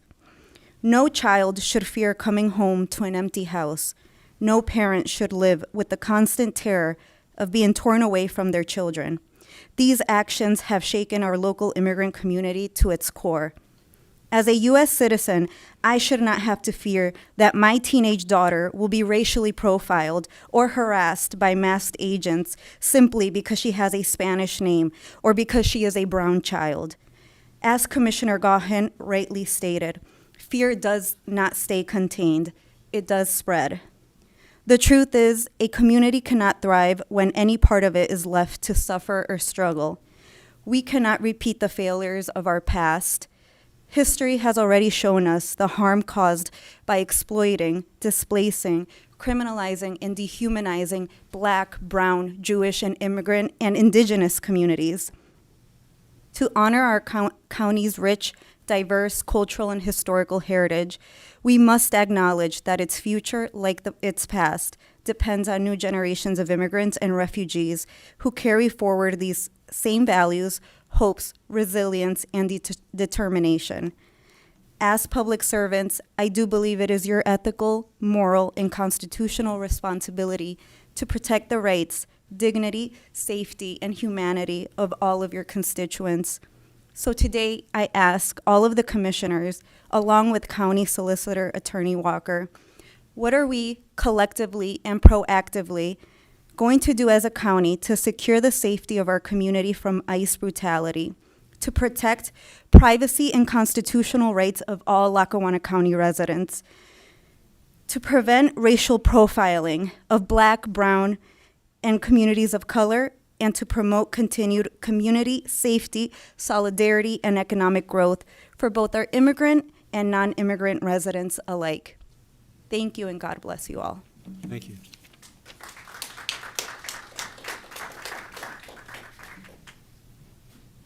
Good morning. My name is Francis McHale. I live in South Scranton. Just tell you a little bit what's going on in Southside. I've lived there my whole life. I started out at St. Mary's of the Assumption because my mother had German heritage. My father was born and raised in Nativity, an Irish guy, good guy. So about 15 years ago, St. Mary's closed, and I moved up to Holy Name, and then Holy Name closed about 8 years ago, so I came back to Nativity, which was like the home, second home. And about, as most of you know, last summer Nativity closed and we're over at Sacred Hearts. Well, about 25 years ago, Bishop Timlin, and I'm sure everyone knows this, or most people know this, designated St. Mary's Church as the Hispanic parish. And so they were, when Nativity closed, they came over to Sacred Hearts, and now we're all together, the Caucasian community of Southside and the Hispanic community. And actually, the Hispanic community, there's 2 masses on Sunday in Spanish, and there's 3 masses Saturday and Sunday. There's 3 Caucasian masses. But the Hispanic community is now greater than the Caucasian community. About 15 years ago, as you all know, you couldn't sell a house in Scranton, okay? And now, largely because of the Hispanic infusion into the county, everybody that owned a house is making a killing.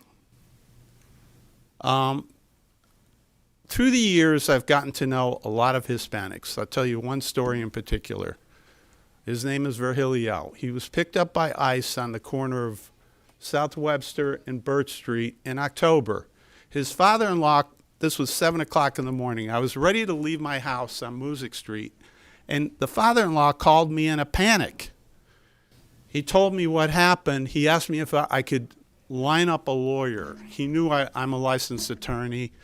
I called Joe Price's office. They have a Hispanic paralegal, and the lawyer that they deal with is in Allentown, and I pass this information along to Virgilio. The problem is the family has no money.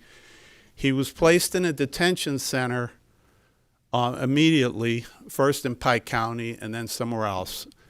And after, trying to assess his situation, he was living in West Side with his wife, his 2-year-old, and his 10-month-old. And here he is in prison. He decided to self-deport. So he's now down in Ecuador. The wife went down to Ecuador to try to live with them, with the kids. And she lasted a couple months. She was born and raised in Queens, New York.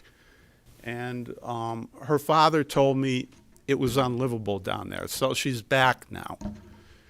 The problem is Virgilio was here for 9 years. If he had an attorney, he probably would have been out on bond right now, because here he is, 2 children, a wife, working here for 9 years. You look at his situation, and he's definitely got an asylum case to be made. But now, the problem is, an initial consultation is $400 with the lawyer, an immigration lawyer. A hearing is $6,000. So just to appear before an immigration judge, and the problem is the Trump administration, they're not allowing these hearings, which had been done for decades before an immigration judge. So the only way to get at it is to go into federal court and file a habeas corpus petition. And that's what's happening right now. There's hundreds of them across the country, and the federal judges are releasing these people on bond. Currently, there are over 70,000 undocumented immigrants in detention in this country, and I don't know how far it's going to go up, But this kind of reminds me of President Andrew Jackson when he removed the Indians who were living in the southwest of the Mississippi. I'm saying this is the largest mass deportation since that occurred. Thank you for your attention. Thank you.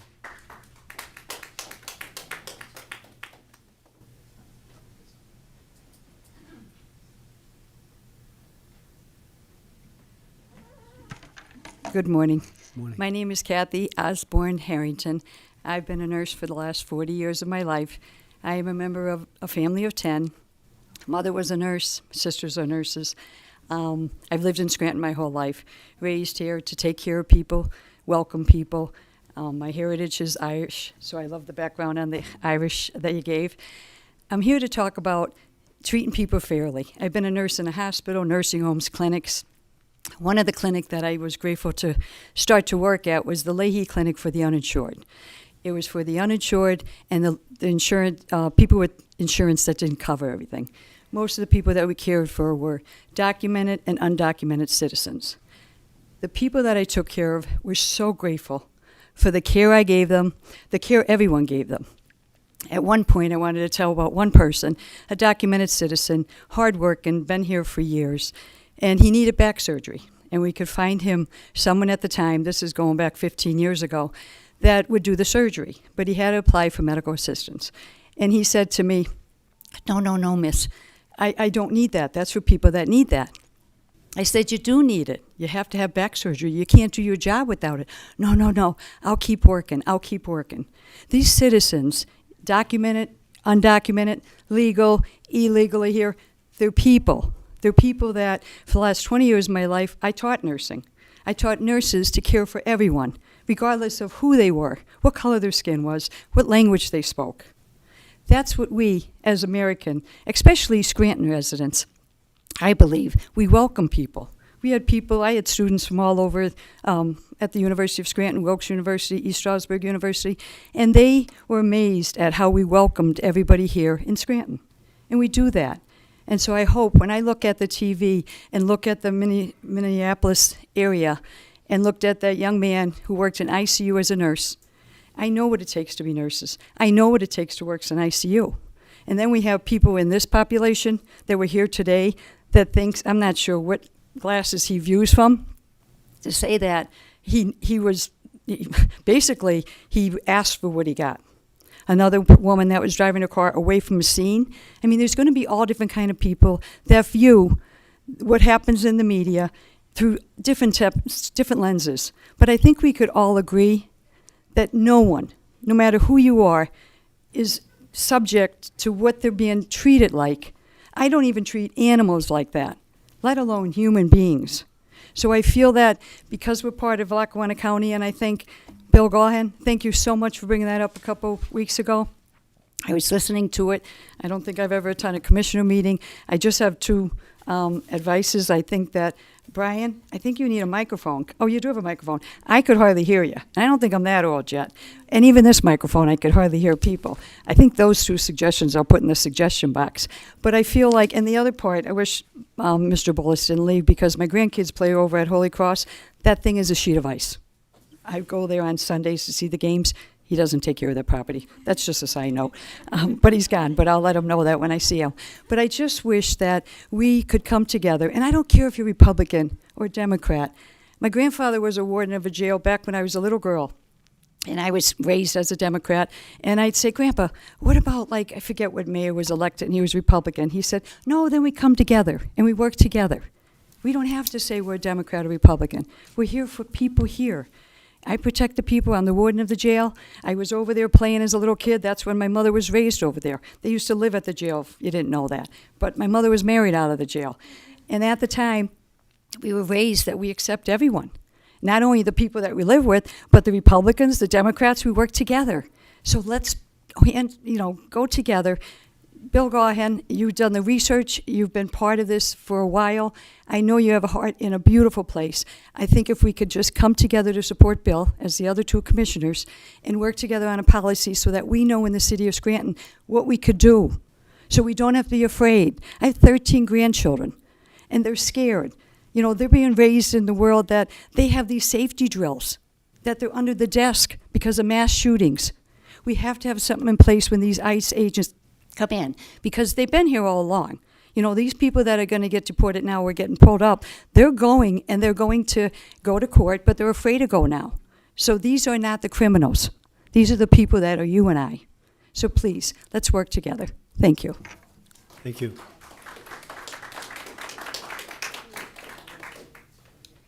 Good morning, Commissioners. Morning. My name is Teddy Michael. I'm a resident of Archibald, Pennsylvania since 2009. However, I hail from the great state of Minnesota, which is my birthplace, where I went to high school, college, and the School of Law. Commissioners, 20 years ago, I found myself as a second-year law student at the University of St. Thomas School of Law. The professor of that law school was a gentleman named Patrick Schiltz. And my purpose this morning is to read to you in order that the now Chief Judge for the District of Minnesota, Patrick J. Schiltz, issued last week in case number 26 Civ 107. It is captioned Juan T.R. Petitioner versus Christy Thom, Department of Homeland Security, Todd Lyons, and David Eastwood. Anna H. Voss, United States Attorney's Office for Respondents, and Graham Blair for the petitioner. On January 28, 2026, petitioner Juan T.R. filed a petition for writ of habeas corpus. The court issued an order requiring respondents to file an answer no later than January 12, 2026. Respondents failed to file an answer. Accordingly, the court granted the writ in part and ordered respondents to afford Juan a bond hearing within 7 days, or, failing that, to immediately release him from detention. Respondents neither held a bond hearing within the required time nor released Juan. The court then issued a show cause order and scheduled a hearing at which it ordered the personal appearance of Todd Lyons, Acting Director, U.S. Immigration Customs Enforcement. The court noted, however, that if parties filed a stipulation indicating that Juan had been released, the court would cancel the hearing and would not require Lyons to appear. The parties have now filed such a stipulation, and thus, as promised, the court will cancel the hearing and Lyons will not be required to appear. That does not end the court's concerns, however. Attached to this order is an appendix that identifies 96 court orders that ICE has violated in 74 cases. The extent of ICE's noncompliance is almost certainly substantially understated. The list is confined to orders issued since January 1st, 2026, with this order being issued January 28th, 2026. Undoubtedly, mistakes were made, and orders that should have appeared on this list were omitted. The list should give anyone pause. No matter his or her political beliefs, who cares about the rule of law? ICE has likely violated more court orders in January 2026 than some federal agencies have violated in their entire existence. The court warns ICE that further noncompliance with court orders may result in future show cause orders requiring the personal appearance of Lyons and/or government officials. ICE is not a law unto itself. ICE has every right to challenge the orders of this court, but like any litigant, ICE must follow those orders unless and until they are overturned or vacated. Based on the foregoing and all the files of records and proceedings herein, it's hereby ordered that the hearing currently scheduled for Friday, January 28th, January 30th, 2026 is hereby canceled. Signed, Patrick J. Schiltz. Commissioners, thank you. Thank you.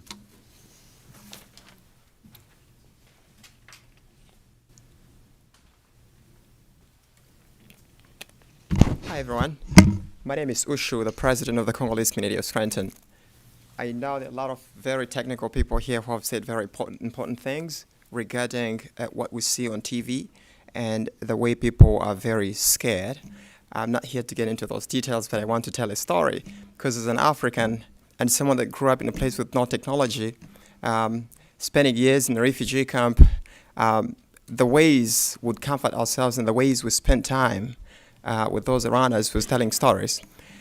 You know, we can talk about the law, but we can also talk about compassion. And I think these two things can go concurrently.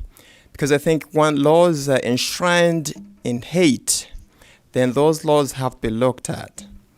And the idea of thinking just because something is a law, there is no any other way we could interpret it or revisit it, I think is a problem. I also want to say this. I think we're all here today to share our feelings and concerns, especially for us who come from refugee and immigrant communities. It's because me, myself, I believe that leaders, their biggest job is to make sure that people feel safe. If there are conflicts, one of your biggest hurdles as a leader is to make sure that you are mediating. And I can tell you just now, in 2 months, I'm going to be 31 years old. But what I do every day in my community is mediation. People have all sorts of issues going on, and I have to make sure I bridge them. I bring them together and make sure that, they can talk to each other again.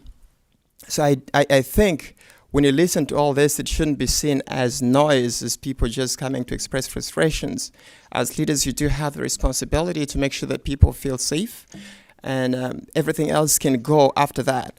People think leadership is about planning and, mobilizing resources and all those. That's all great, but if people don't feel that they're respected, they don't feel that their concerns are being taken care of, then there is just no point in discussing development, discussing budgets and everything. It starts with that. So I do think commissioners, you do have the responsibility to make sure that every version of a Lackawanna resident feels safe and welcoming, and that this is a place they could live and feel at home. I felt Scranton, Lackawanna County as my home for the last 10 years since I last left the refugee camp in 2015. And I do want to see that all of us continue to make it feel safe and at home for many people, those coming now and those who continue coming in the future. Now, I have to say this, though. I do think compassion is very bipartisan, If I had the authority, I would be proclaiming Commissioner Bill Gaughan as the patron saint of compassion today for the speech he gave I don't know if it's a couple of weeks ago, but unfortunately I'm not. So I just want to say thank you for those good words that, you did deliver in this chamber. But I also want to say that I'm very thankful to Commissioner Chermak, who has been to 2 of our Congolese Independence Day events, and he's been there with us, and he's talked to us. He's a very nice person. So I don't know where the division is. I do think there is that room for the Board of Commissioners here to work on that piece of legislation that I do think will come to be approved, God willing, as Muslims say, inshallah. And we all feel that at least the leadership at the county is in support of who we are as a people, and it's just a hope that I have. But I wanted to say thank you to all the good work that Bill you're doing, and others, and also the very people who came here to speak in support of what has to be done for immigration. So thank you so much, and please, compassion always has to reign. There is nothing that beats love. Thank you. Thank you.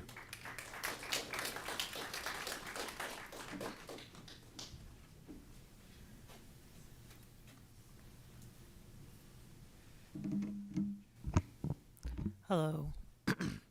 Sorry. My name is Ethan Emker. I'm a resident of Scranton. I also wanted to thank Commissioner Gaughan for his comments on ICE a few weeks ago.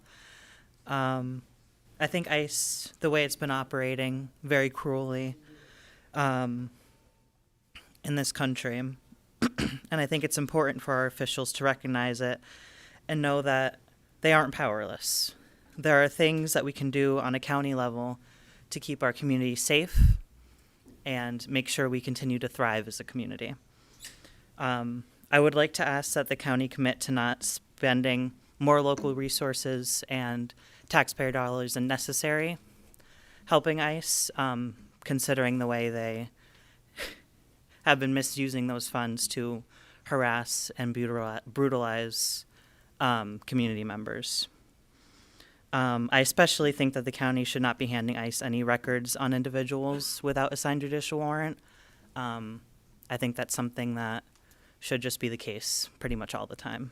But regardless, I don't have a perfect solution for this, obviously. I don't work in government. I'm just in the community, and I know, and I've heard people say that they fear, sending their kids to schools, going to the hospital, either for like prenatal appointments, which are extremely important, and for like things that will be life-saving for them, because they're afraid that ICE will be there to take them away from their families afterwards. And I don't think that any of us want our friends and family, or even just random community members that we don't know, to be living in fear instead of feeling welcome and embraced.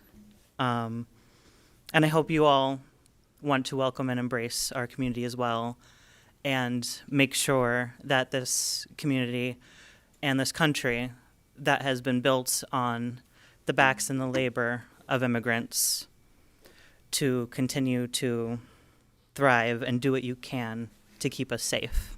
Thank you so much. Thank you.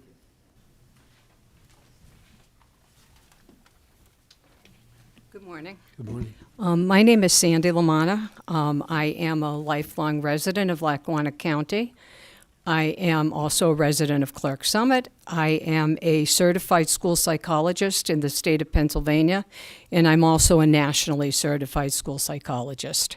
I want to say that because I want you to understand clearly the unique credentials that we have. We had an event last night at Marywood where Dr. Aaron Keating, superintendent of the Scranton School District, referenced us as unicorns because we truly possess knowledge that's unique and is not really seen in other professionals in the school district. So we're very highly credentialed individuals, and I come to you today to share with you the position statement on deportation and family separation that has been disseminated by the National Association of School Psychologists. Excuse me for reading some of this. All three of you know me. You know I love my agendas, but I hardly ever need a script. But I had about a nanosecond to put this together because I just got back from Florida as well.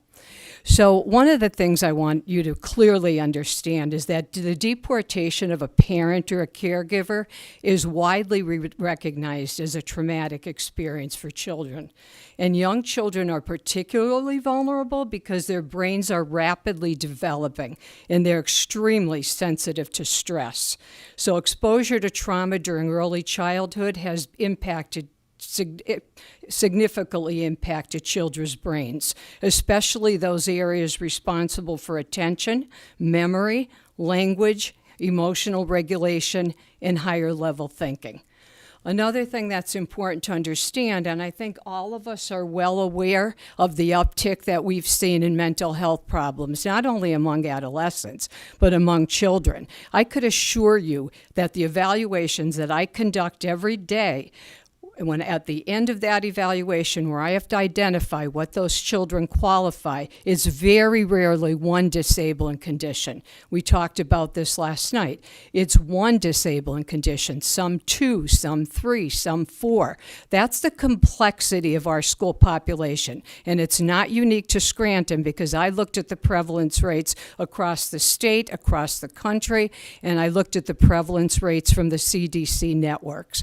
So at a time when we're realizing this uptick, this situation of forcing children from their parents and forced deportation is having a significant impact on the mental health of our children. These issues fall directly within the purview of my professional purview, It's my ethical responsibility to support the emotional and physical well-being of every single child in our school. The National Association of School Psychologists, under Guiding Principle 1.3, which is related to fairness and justice, states that as school psychologists, and I repeat this, I'll repeat it twice, we are duty-bound to uphold the rights of all students and families, particularly those who are most vulnerable to harm.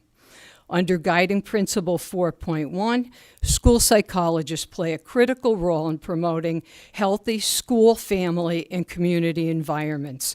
And this includes practices that engages us in ensuring all students and families feel valued, connected, supported, and probably most importantly, safe. And recognizing the trauma associated with deportation is not a political stance. It's actually a professional obligation rooted in my training, my ethics, and my commitment to child well-being. So I'm going to take my school psych hat off for a minute, and I'm going to put my parent and grandparent one on. And I'm going to ask all three of you and everybody else sitting here that has a decision make to close your eyes at some point when you leave here, and in your mind's eye, envision your child or your grandchild being yanked out of a car, or more importantly, left in a car. When I think of my Emma, my Ben, my Kai, and my Kirsten in that position, I physically ill. I can't even conceive of it. And then the other thing I would like to do is, a vice president of the Abington Democrats, last October we had an extremely well-attended community forum on deportation. We brought in Dr. Hernandez from the University of Pennsylvania Wharton School. That's it, right? I just want to let you know in March we will have another community forum on deportation, and I would really like to invite everybody here to attend that, so that you are well informed, not only as elected officials, but so that we're all informed as voters, and we really clearly understand the issue of deportation. Okay, so thank you. Thank you.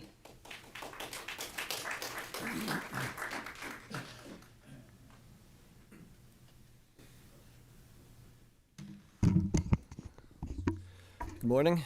Morning. My name is David James Baker. I am a citizen of Scranton.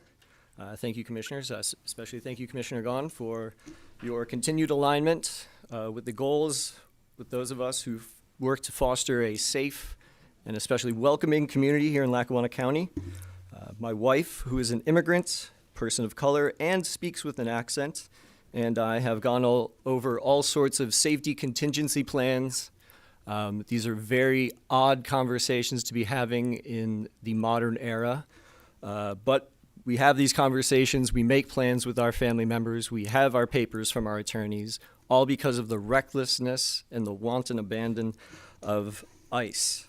That being said, 2025 was the deadliest year in decades for those in ICE custody. 2026 is on pace to equal or surpass that. Do we as a county want to be part of such a terrible statistic? Bob Bolus, quote, "The law is the law and it's for everyone." He's not here, but I would like to point out he made a decent point. If any of you, maybe you can cross-post it on Truth Social or send a telegram to wherever he airs his grievances, but so we agree, all right? We agree the law should be equally applied across the board. And those enforcing the law should absolutely be following it. At the very least, we need to protect the rights guaranteed by the Fourth Amendment here in Lackawanna County. Ideally, we do it across the country, but hey, we'll work with what we have. We must uphold the guarantees of due process and not act on behalf of interagency memos that hold no judicial weight. If you've been keeping up with the news, all the footage, the sworn testimonies before Congress of people brutalized by federal immigration enforcement agents, horror doesn't begin to describe it. In fact, invent the 27th letter of the alphabet, then use that letter to start the word that would then maybe get close to best describing the atrocities experienced by people in ICE detention centers. ICE is completely depraved. If you've ever asked yourself what you would have done in Italy in the 1920s, or in Germany in the 1930s, or at any moment in history when neighbors were being disappeared, journalists and academics were being arrested, and extrajudicial executions were carried out in the streets, this is your chance to find out. Thank you. Thank you.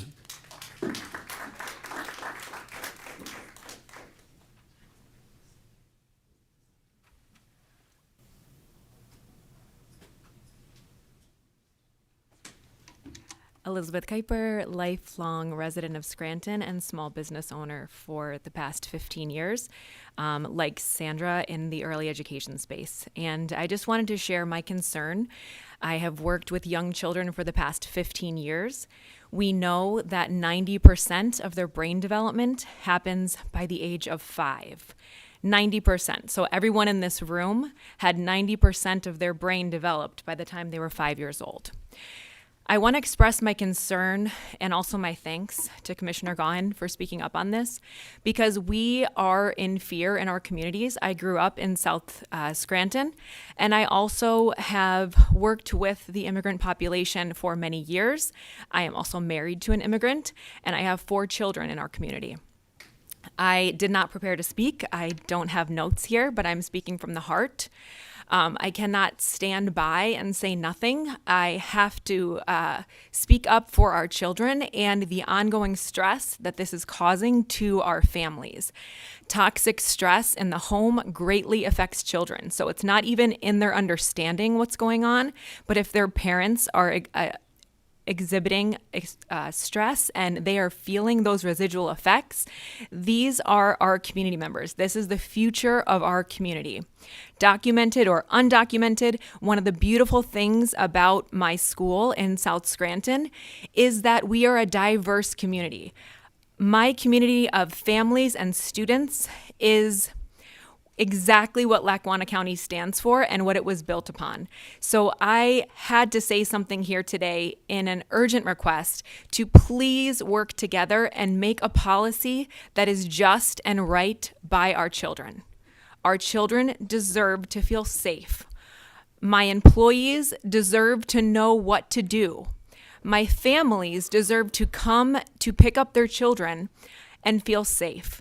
They should be sending their children to school. We've had a decrease in attendance due to many reasons, but one of them I know is because of fear. And it's not about if they are here the right way or not. Racial profiling is very prevalent. So we have many families that have done things the right way and are afraid to go to court to continue those proceedings. They are afraid to be mistaken for someone else. And so I am urging the commissioners and wanted to be a representative of our community and our diverse, beautiful, vibrant immigrant community. And I wanted to ask that you act now, because we can continue this conversation. And if you are sitting in this meeting and you are thinking, oh my gosh, when is this going to be over? And this issue keeps being brought up. The length of this meeting is not in comparison to the fallout that this issue will have for generations to come if we don't act now. So I urge you, I beg you to be there for our children. Thank you. Thank you.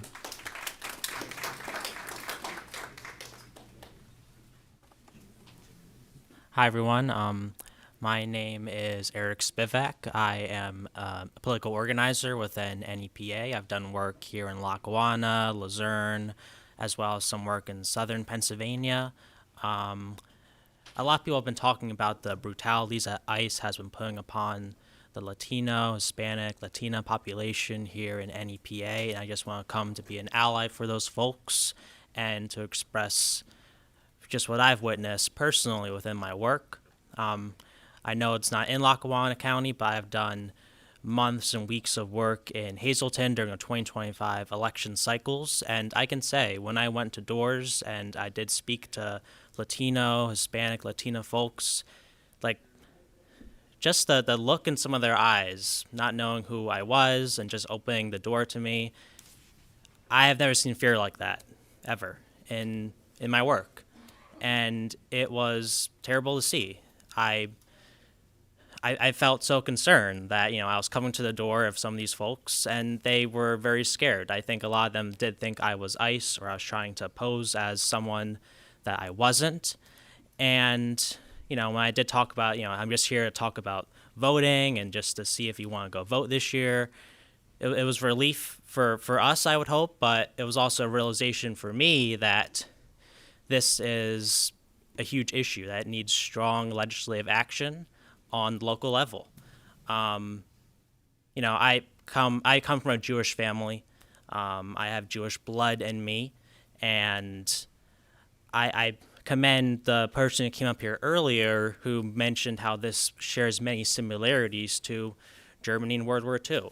We are rounding up people on the streets, children, indiscriminately based on the color of their skin, and it is just morally wrong. And hundreds of years from now, even sooner, we're going to look back and some people are going to wish they stood up and spoke out. And yeah, I'm speaking from the heart as well as the other woman who came up here did. And I just want to commend everyone for coming out here. We need to show support for some of those most vulnerable people in Lackawanna County and therefore the nation and the world. We need to express solidarity with our neighbors and keep our neighbors safe, because at the end of the day, we can only really look out for ourselves, I feel like, at this point. But with you commissioners here, I just hope and I pray and I ask of you to develop strong legislation to support our most vulnerable population and to protect us from ICE. Thank you for the time. Thank you. Do you have anyone else?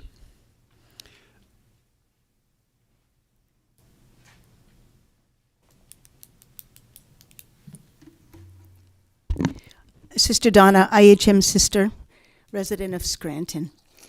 As we are standing here with many of my colleagues on the topic of immigration and ICE, my congregation just put out a statement that I received, and I'd like to share it with all of you.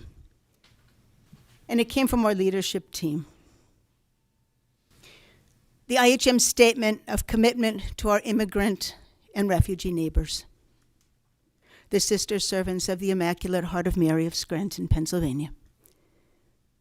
Rooted in gospel love and our IHM mission and our charism, we commit ourselves to stand with our immigrant and refugee neighbors wherever we serve. We affirm the God-given dignity of every person, and we pledge to welcome all with compassion, respect, and solidarity. We promise to extend hospitality and accompaniment to those seeking safety and belonging. We advocate for just and humane immigration policies that protect families and honor human rights. We educate and engage our communities to build understanding, empathy, and a culture of welcome. We serve generously through our ministries, offering support, resources, and hope. And we pray faithfully for all who journey in search of peace and a future for their families. To reiterate some of what my colleagues have said, I was not planning on coming up here, but I'm remembering a quote by Jane Goodall, who recently passed. And she said, "God gave us clever minds and human hearts. And only when we use both are we truly human and can we truly have a just world." I invite all of us. We certainly use our brains, but many times when we only use our brains, what happens is we come at an impasse. But when we can touch each other with our human heart and recognize that the other is not an other, the other is a human being like we are. And if we can, as some of my friends here have shared, if we can relate to being a mother or a father or a grandmother or a grandfather, and recognize the other as human, that makes all the difference. Listen to the stories of our immigrants and our refugees in Scranton.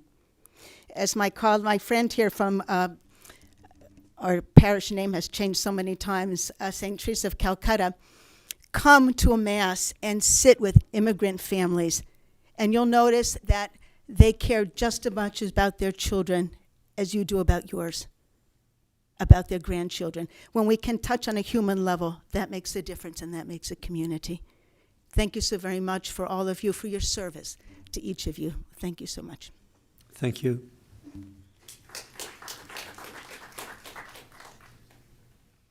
If anyone else would like to speak?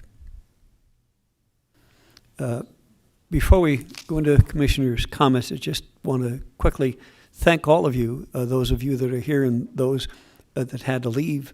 Thank you so much for making the time. It's not taking the time, it's making the time to be here today and to share your passions. They are heard, regardless of what one might think. They are deeply heard. And it's so appreciated that you speak up and remind us of what's in your heart. I just want to thank you. I know also it's very difficult.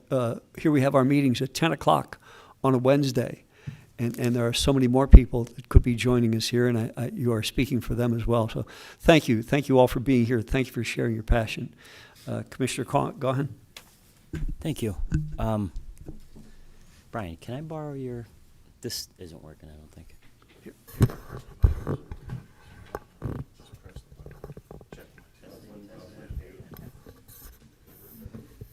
Thanks, everybody. Good morning. I just also want to echo Chairman Welby's comments. You know, when you've watched the news lately, it's very, very depressing. But this meeting really gave me a lot of hope because there's obviously a lot of really good people and decent people in our community. In a few minutes, I will be making a motion that this board formally place on our next work session agenda, February 11th, legislation that I am proposing called the Protect Our Neighbors Act, so that it can at some point be publicly considered, debated, and discussed in full view of the people of Lackawanna County.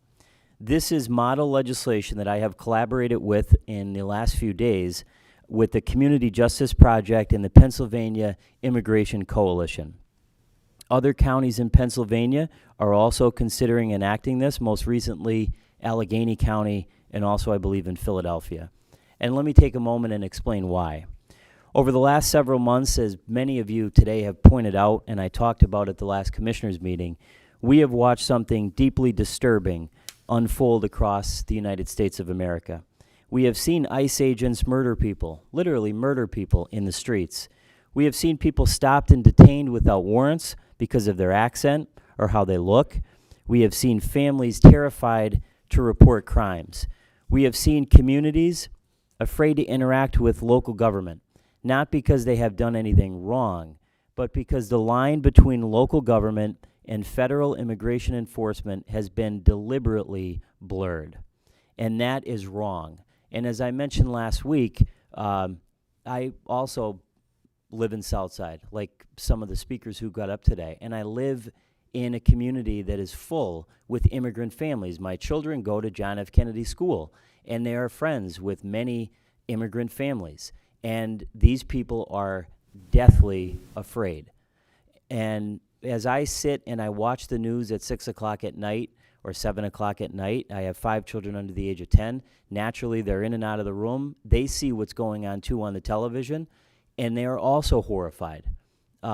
Could you imagine if you come from an immigrant family? My children are terrified. My children are white. Could you imagine being a Mexican immigrant or from any other part of the world and living in the United States, being a United States citizen and being afraid of your own government?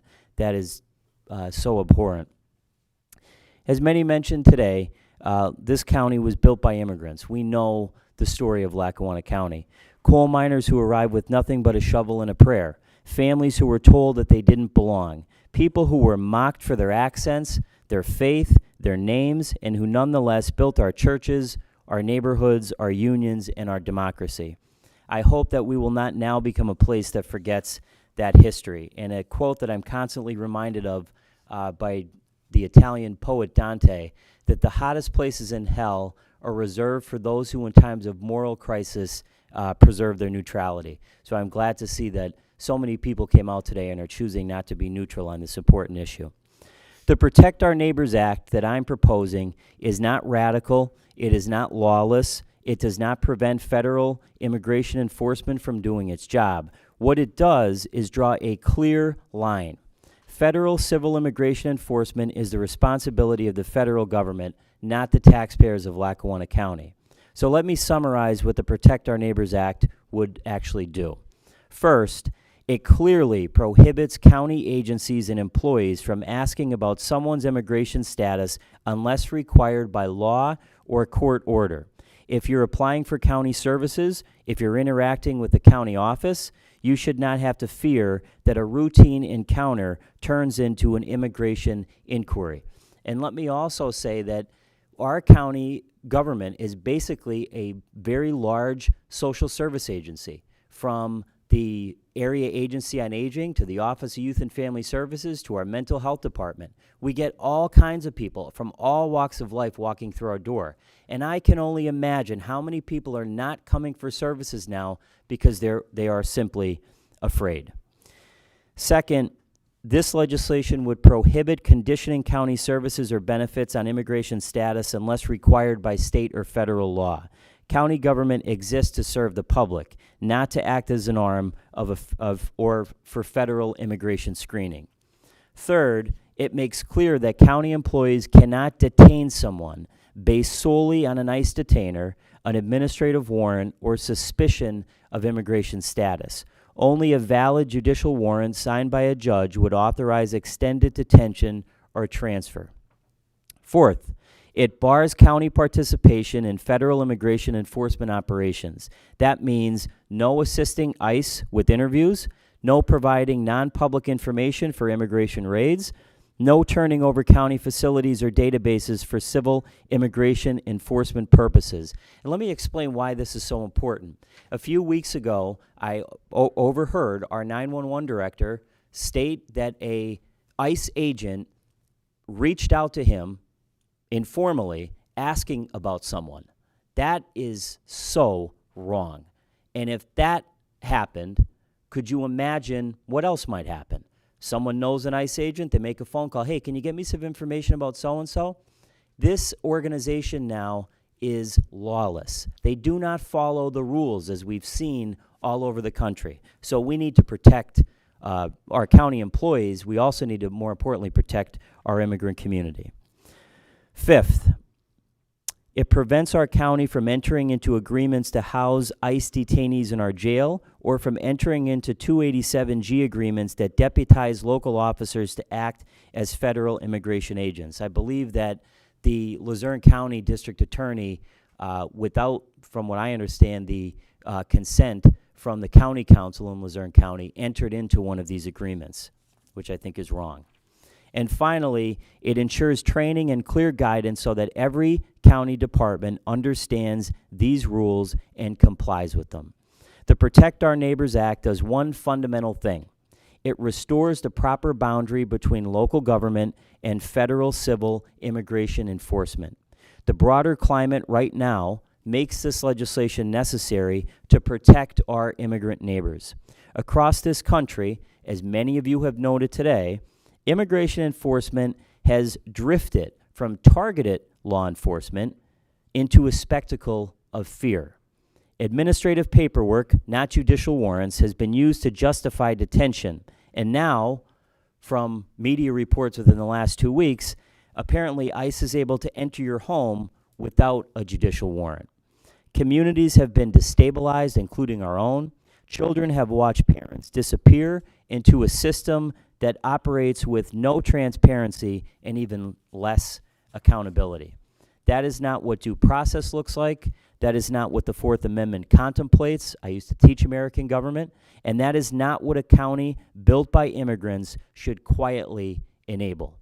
The Protect Our Neighbors Act does not shield violent criminals, and I can almost guarantee that as we discuss and debate this legislation over the next few weeks, that some of our friends will get up and say that we're trying to protect violent criminals. That is not the case whatsoever. This legislation does not interfere with criminal prosecutions. It does not block federal agents from enforcing federal law. What it says is very, very simple. We will not spend Lackawanna County taxpayer dollars. We will not give any sort of effort to help carry out civil immigration enforcement beyond what the law requires. If ICE believes someone should be detained, they can obtain a judicial warrant just like any other law enforcement agency must do. If ICE wants to conduct an operation, they have their own federal resources to do so. But our job, as many of you noted today, is to protect public safety, preserve constitutional rights, and maintain trust between local governments and the people that we serve. When immigrant communities fear county government, they stop reporting crimes. They stop cooperating with investigations. They stop receiving county services that they need. They retreat into the shadows, and that makes not just the immigrant community less safe, it makes all of us less safe. We must do everything in our power within the bounds of the law to protect our immigrant neighbors from unnecessary harm and from federal overreach, because history will not ask whether we were quiet. History will ask whether we were just. I also can just take a guess that people will get up and say, and I've received messages to this effect, why are you talking about this at a county commissioners meeting? This is a national issue. This is debated in the Senate or in Congress. I'm talking about it for all the reasons that I just stated. This is affecting the people that we live with. This is affecting our neighbors. You may not see it, you may not hear it, but it's happening. And I pray to God that it gets better, but the trajectory that we're on, it looks like it's only going to get worse unless good people stand up and say something.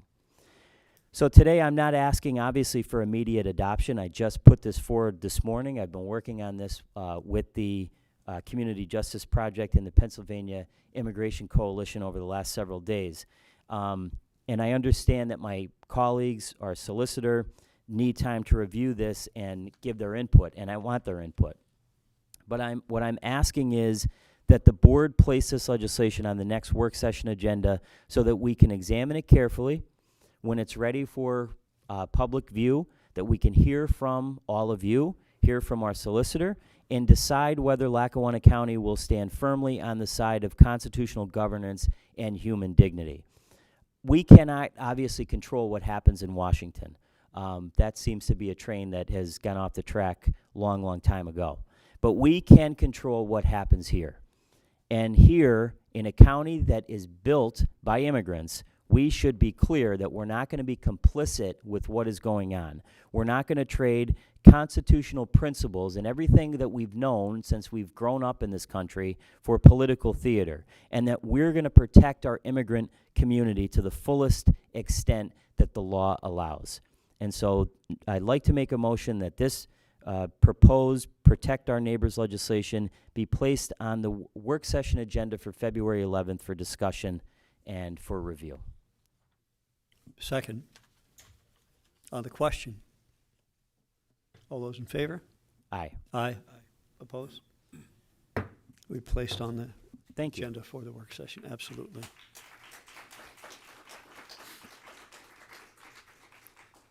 I also, I just have one more issue, and I went on about this at the last meeting, I know. But I have to recognize also what happened at Valley View High School last week, and another issue that's going on in this county that I think is going to have far-reaching implications.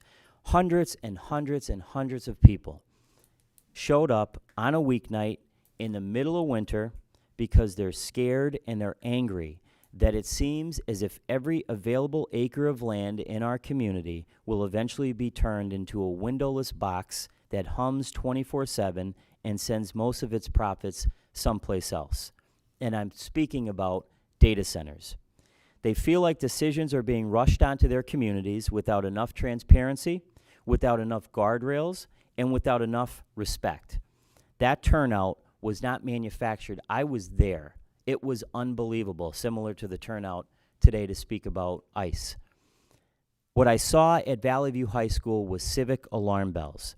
And I want to reiterate that I stand with those people. I oppose industrial scale data center development in Lackawanna County in the strongest terms possible. Data center development presents one of the biggest environmental and social threats of our generation, because this is not progress, not the way at least that it's being sold. What's being proposed is high-impact industrial land use that will reshape Lackawanna County's infrastructure, water demand, noise environment, and our electrical grid, while the benefits are often overstated and the costs are too often pushed onto everybody else. People throughout Lackawanna County are saying something really simple. We refuse to be treated as collateral damage. Across the country, communities are waking up to the reality that the data center boom is outrunning oversight, and the consequences are landing on regular, average residents.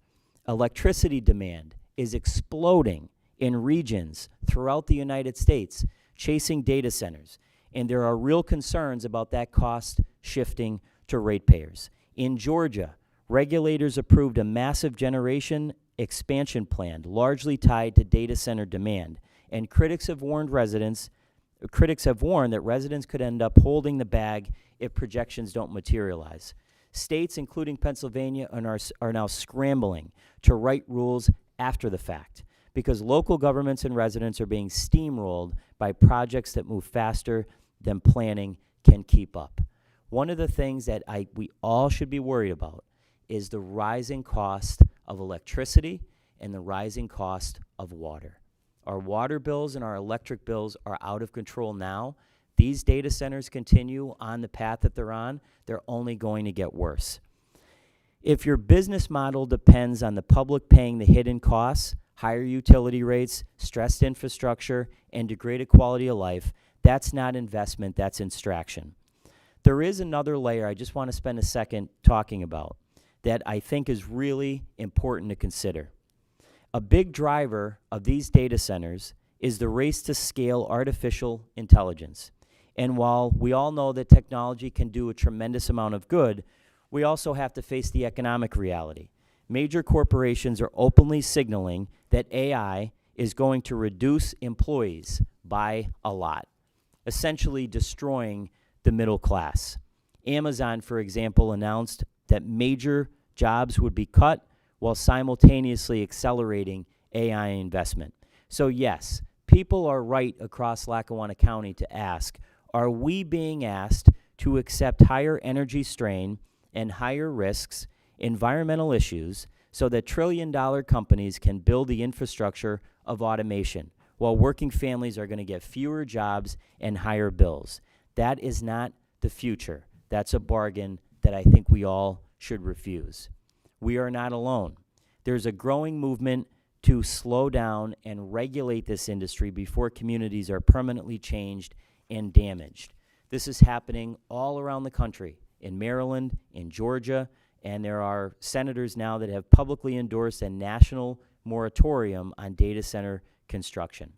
So what I would ask my colleagues to consider this morning, and we can talk about this also at the next commissioners meeting, is that the Board of Commissioners direct our administration and our solicitor to draft and transmit a formal letter to Governor Josh Shapiro, Speaker of the House of Representatives Joanna McClinton, Majority and Minority Senate Leaders Joe Pittman and Jay Costa, and our local state delegation, requesting that the General Assembly pass and the governor sign legislation establishing a 2-year statewide moratorium on new data center development and major expansion, so that Pennsylvania can conduct an independent statewide impact assessment on grid reliability, water use, noise, land use, and emergency services strain.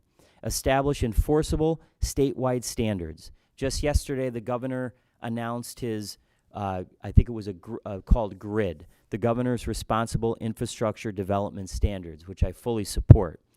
Also, ensure ratepayers are protected from cost shifting, and most importantly, require transparent public disclosure of energy and water demands and interconnection impacts before any of these things are approved, and eliminate the use of non-disclosure agreements when it comes to data centers, because everything should be public. Again, I'd like my colleagues to consider that. I think it would be more powerful if it came from the entire Board of Commissioners, but I have gotten more messages on this than on any issue besides the ICE issue than I ever have as long as I've been in public service. People are outraged by what's happening, and this is only going to get worse. We need to pump the brakes until the state does its job, investigates how this is going to impact every single person in our county, and only then can we even think about moving forward. Thank you, and I'm sorry for being so long-winded. Commissioner? Thank you. First, I'd like to, again, thank Jeremy, Captain Jeremy, for being here today. Appreciate you coming and leading us in the pledge, and thank you for your service to our nation. And I thank all our service members and Gold Star family members for all that they've sacrificed, you know, so that we could live here in hopefully peace and tranquility at some point. You know, we're all immigrants, and, you know, our duty here as commissioners is to make sure that all our residents of Lackawanna County are safe and that we do all that we can to keep everyone protected here. Our county, our country face significant challenges, and like today, everybody that got up and spoke. The only way forward is by coming together and to find practical solutions. So, you know, we need to stay focused on that. As far as, I know, Tenor Health was mentioned, the hospitals were mentioned. That's something that our local representatives, our state and federal representatives have been looking into and working on and making sure that hopefully that this was going to happen. I've stayed in constant contact with the folks at Tenor and specifically Chris Drum, which was one of the representatives, which he reached out to me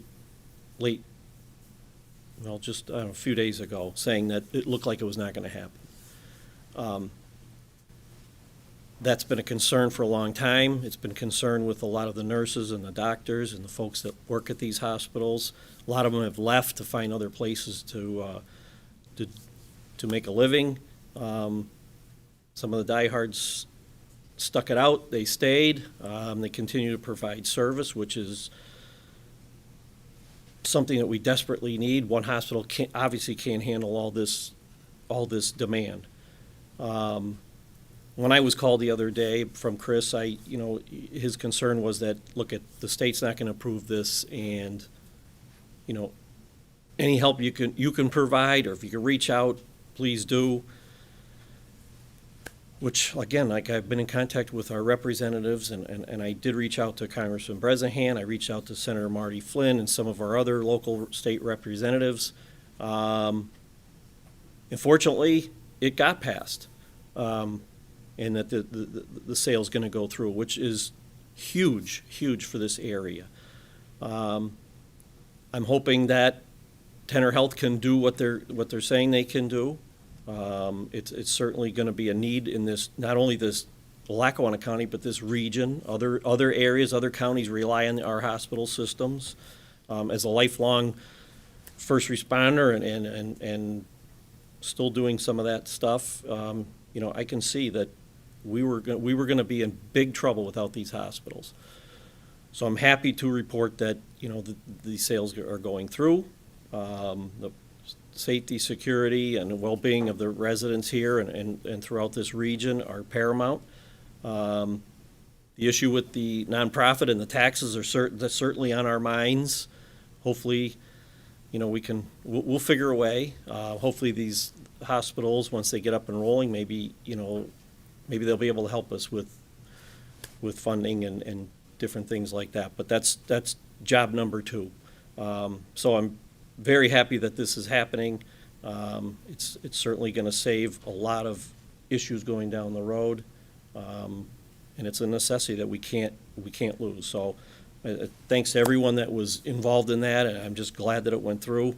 So we'll keep moving forward. So other than that, thank you. Thank you.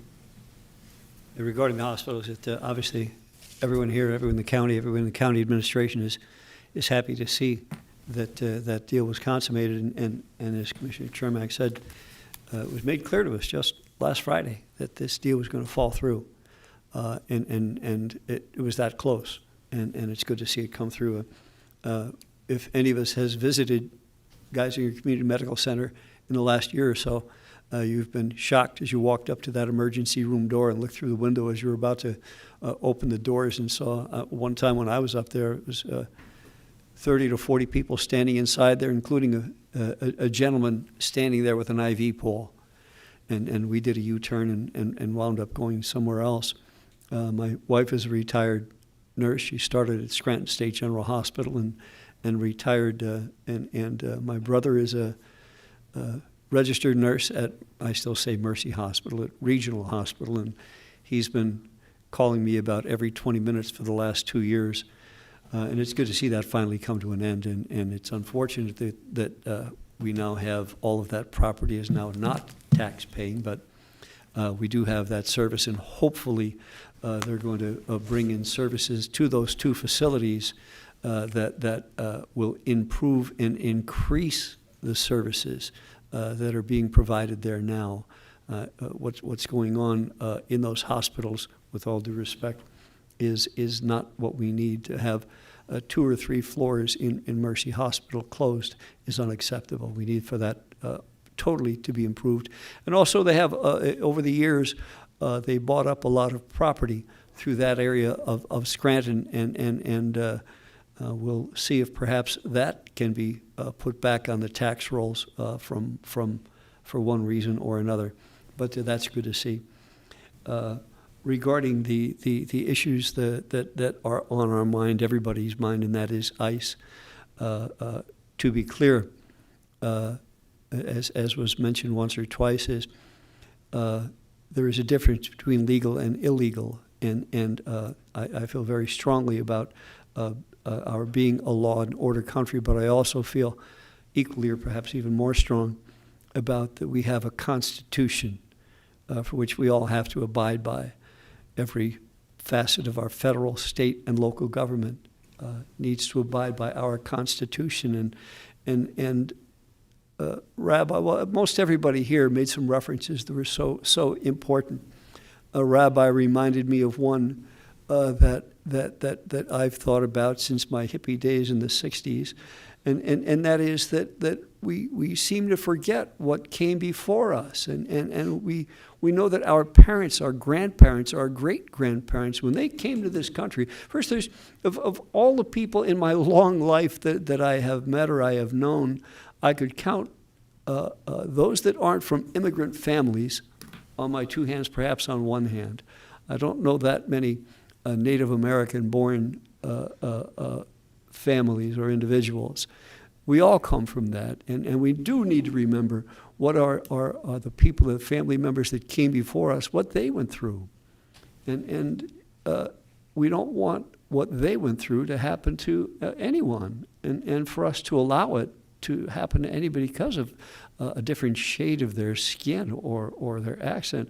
My sister Anne Marie, who was a former Scranton police officer, she was head of the police department, she passed recently. She has 3 boys and a daughter, but her 3 boys. One son married a young lady from Dominican Republic. The other son, or the second son, married a young lady from Korea. And the third son married a girl from from Japan. And they couldn't find any, so to speak, American girls. They found it best to shop around the world for their spouse. And all of our families are touched by recent or long past immigration routes.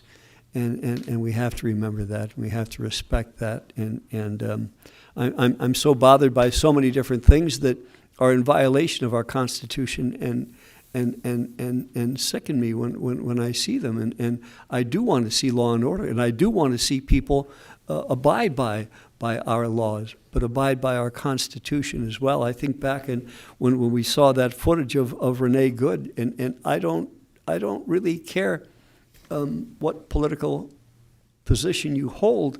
What my eyes saw, not what I was told, but what my eyes saw was her specifically, distinctly turning her car away from the ICE agent. And as she passed him, she was shot at twice as she passed him. it still disturbs me thinking about that. And then the gentleman, Alex Preddy, that was publicized, and still people insist that he was armed. Well, he never exhibited to anyone at all from the time that he walked down that street holding his phone up in his hand in the other hand. From then until he was laying face down on the ground, never did he exhibit a weapon. Never did he show that gun. And when he went to in assistance of a woman that was thrown to the ground, he then too was thrown to the ground, and laying on his stomach face down, an officer, an ICE agent, retrieved the weapon from his waistband. From what I saw in the footage that I saw, it's not what I've heard by a lot of people, but it's what I saw. He was shot multiple times while lying face down, unarmed, and I mean it's not right. I do believe that I am in support a gazillion percent with law enforcement, but I think our law enforcement has a constitution to live by as well, and I welcome the suggestion by Commissioner Gaughan for us to review this and to come up with our own set of guidelines to go by, and our guidelines that we will go by, I can assure you, it will be within our constitutional rights, what is right and wrong. We might not agree with some of the things, but for me, it has to be within the Constitution. I do want to, again, appreciate and thank every one of you that has made the time to be here today and share your passions. One thing real quick that I do want to touch on real quick, and it's nothing to do with this. It's just something that this weather that we have been having, and it just seems endless that it's going on, and this weekend is going to be no different. My concern is that this month and next month we're going to have so many people who are going to have heating bills that they're not going to be able to manage.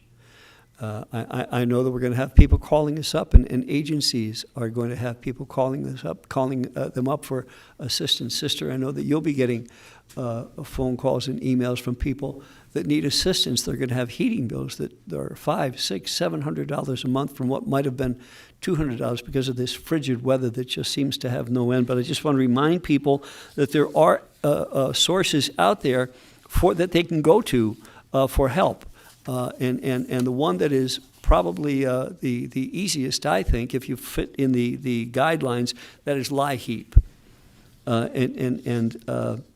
The LIHEAP program, the guidelines, you can get more information from it just by Googling LIHEAP, and it's LIHEAP, or go to our county assistance officer, go to your state representative's office. Any one of them will help you apply for that. To give you a ballpark idea, a family of two qualifies for LIHEAP if their income is in the neighborhood of $32,000. A family, an individual of one, is qualifies if your income is in the neighborhood of $23,000. Family of four, if your income is in the neighborhood of $49,000, you qualify for LIHEAP, and that's a grant, if I'm not mistaken, a grant of from $200 to $1,000, depending on your income levels. But there are other programs that you can apply for. UGI has a program called CAP. It's the Customer Assistance Program. PPL has a program that they have that provides for assistance, and they have also not just they will help pay for your bill. They'll give you a grant towards your bill if you qualify. Also, our Agency for Community Empowerment, ACE, right here in the County Administration Building, has a weatherization program that they might be able to help with. But if you all would, well, we're going to share it on our Facebook page and our web page, and I'm sure the media is going to share information too, sharing with you ways that you can find assistance for your heating bills. I just want to be it's actually kind of a little late to be proactive on this, but to remind people that there are services out there, there is help out there to help you with your heating bills, heating programs. Anything else by the commissioners? If not, a motion to adjourn? Motion. Second. So moved.